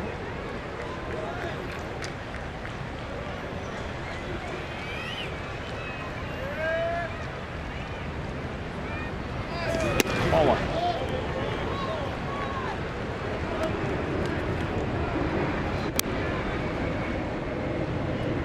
We were talking about Jock Peterson playing Bellinger the same way, you know, where they're playing them heavy to pull, they're leaving that shortstop area wide open. The same thing and that same approach. All you have to do is shorten up. You have another guy who throws 98, 99 miles an hour. Just got to get the barrel to the ball. And we've seen Bellinger do that more lately.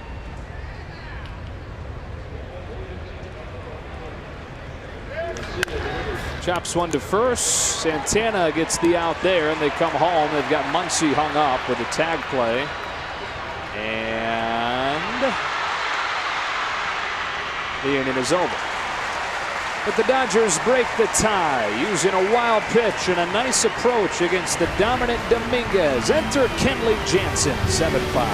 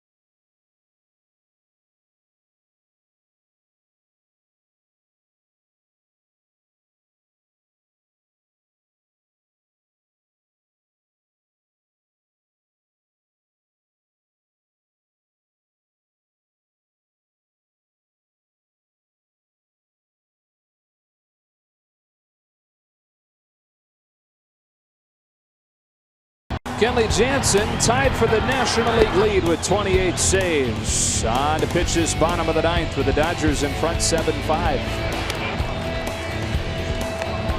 Well, the guys before him, we talked about it in the bullpen, did their job. Did an excellent job today.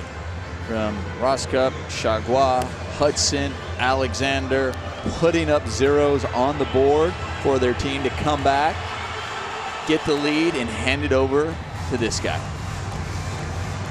Alex Verdugo scored the go-ahead run, stays in the game in right. Matt Kemp comes out. Michael Franco to lead off the inning. Then it's Kingery and then the pitcher's spot. The Phillies second in the National League and come from behind wins this season. That's why that insurance run on Kemp's RBI single feels so huge. The Phillies have been very good in these close games late. So here we go. Jansen to Franco.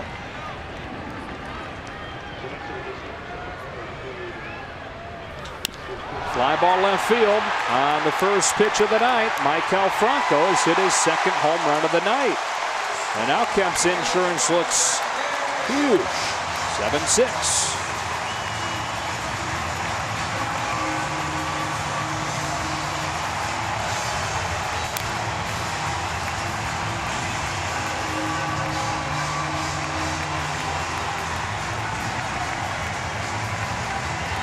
Michael Franco didn't waste any time jumping on the first pitch. They wanted that ball up and in.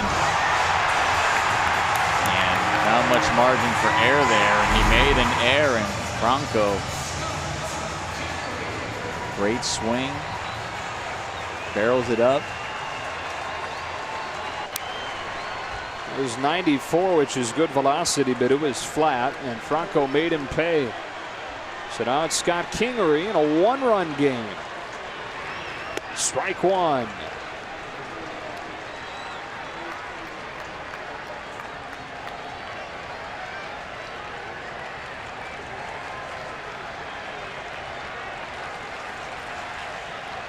Andrew Knapp, last position player for Gabe Kapler. He's in the on-deck circle.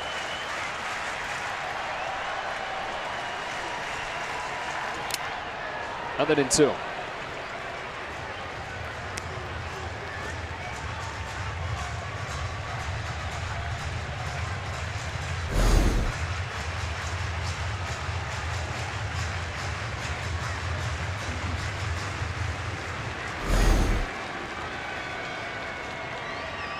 See the mass there. You see how they kind of have those shock absorbers there. It's balls like that.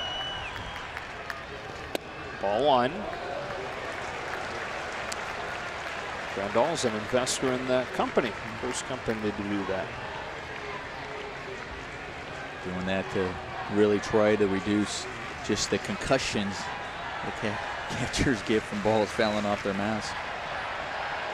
A ball and two strikes on Scott Kingery. Jansen delivers a pop fly that'll get out of play. Phillies didn't have a base runner against the four Dodger relievers that came in before Jansen. Over 3 1/3. And then Franco left the yard on the first pitch that Jansen threw. So 7-6 our score. The bottom of the ninth with nobody out.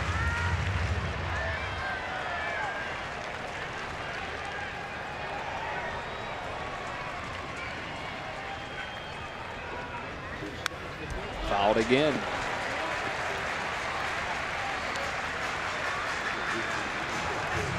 The rookie Kingery has 4 home runs this year.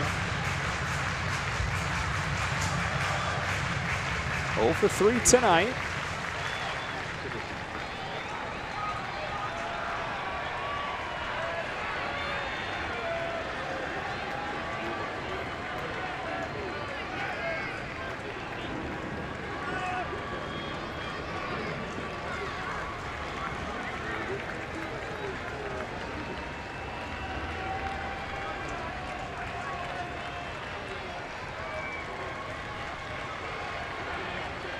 Another 1-2. 2 balls, 2 strikes. again, the velocity's been there, but we've not yet seen that signature cutting movement to any of his pitches. Early on, when he didn't have the velocity and Kenley was getting hit around, it was just, we call it a cement mixer. It just kind of spin without any movement. 2-2. That one had a little more of the cutting action, but Kingery got a piece. And it's still 2 balls and 2 strikes.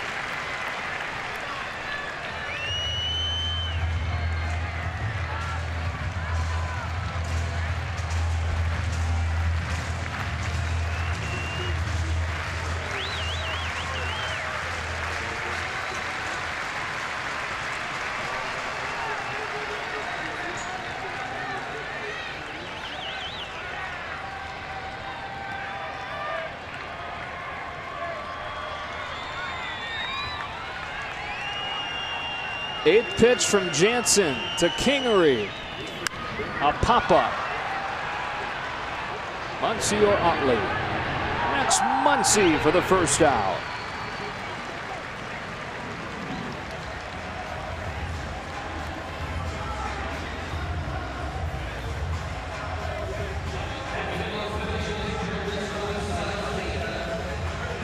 Dodgers 7, Phillies 6. And the last position player Gabe Kapler has is Andrew Knapp. So the backup catcher goes up there to hit in the pitcher's spot.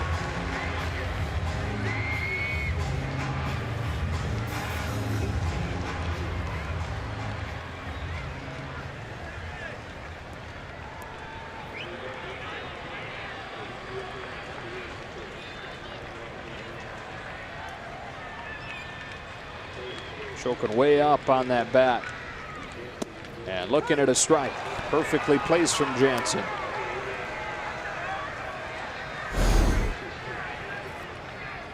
The backdoor cutter. If you can get a feel for that, that is just tough, because you, especially against a lefty, you just give up on it.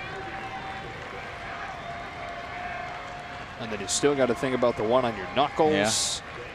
They go back to it, but a little bit wider this time. Which is where most guys with a cutter like to go against the lefties. And you know, early on, Kenley used to always just stay away.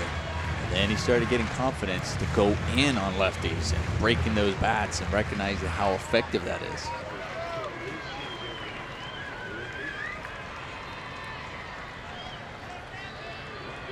That's the 1-1 fly with a hesitation and gets strike 2.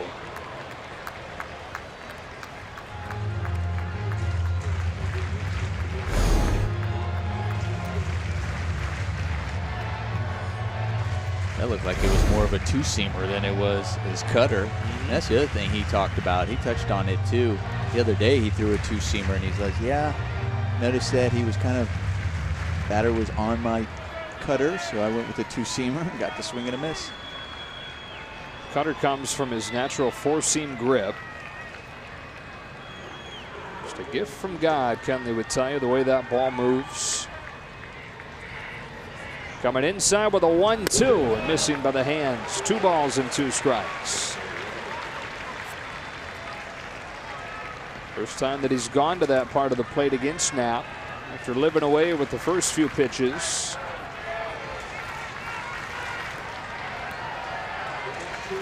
Broncos started the inning with a home run.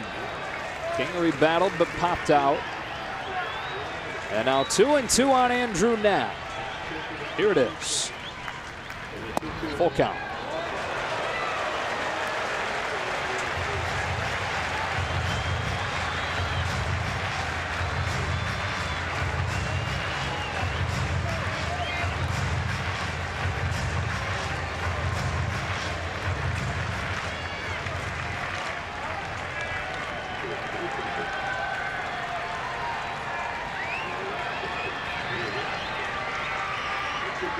The payoff. Did he go around? He did for strike 3, 2 gone.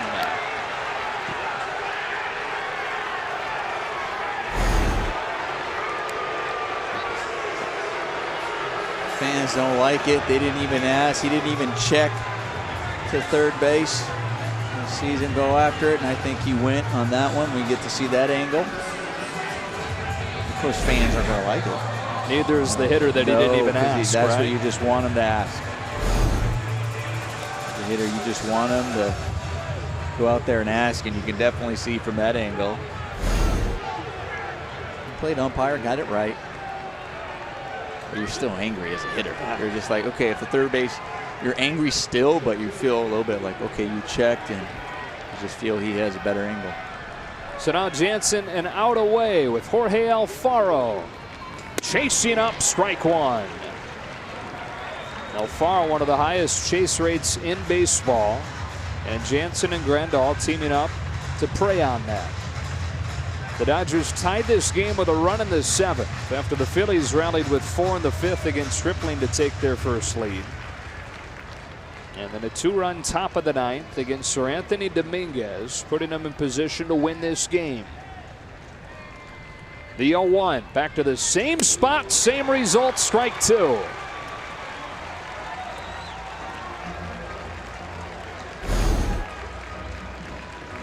Just keep climbing the ladder.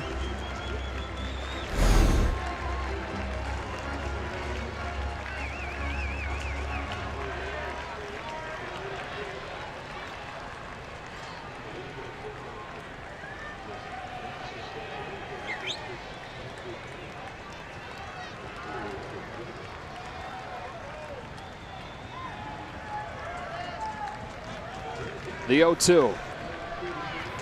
Left this one up there. 1 ball and 2 strikes.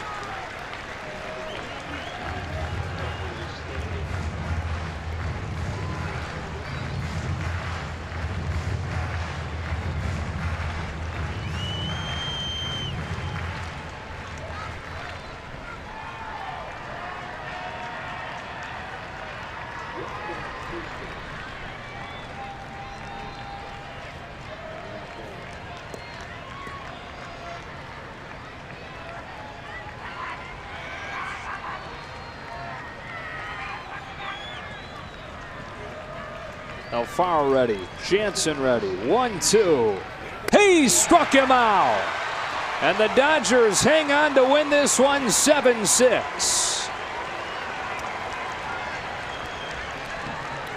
This one really was a great job by the bullpen to put the zeros on the board, to get the offense an opportunity to come back into this game, and then to close it out that last inning in the 9th. Tremendous at-bats all around, from the walks to the clutch hits. Good win for the Dodgers. Our plays of the game brought to you by Lexus.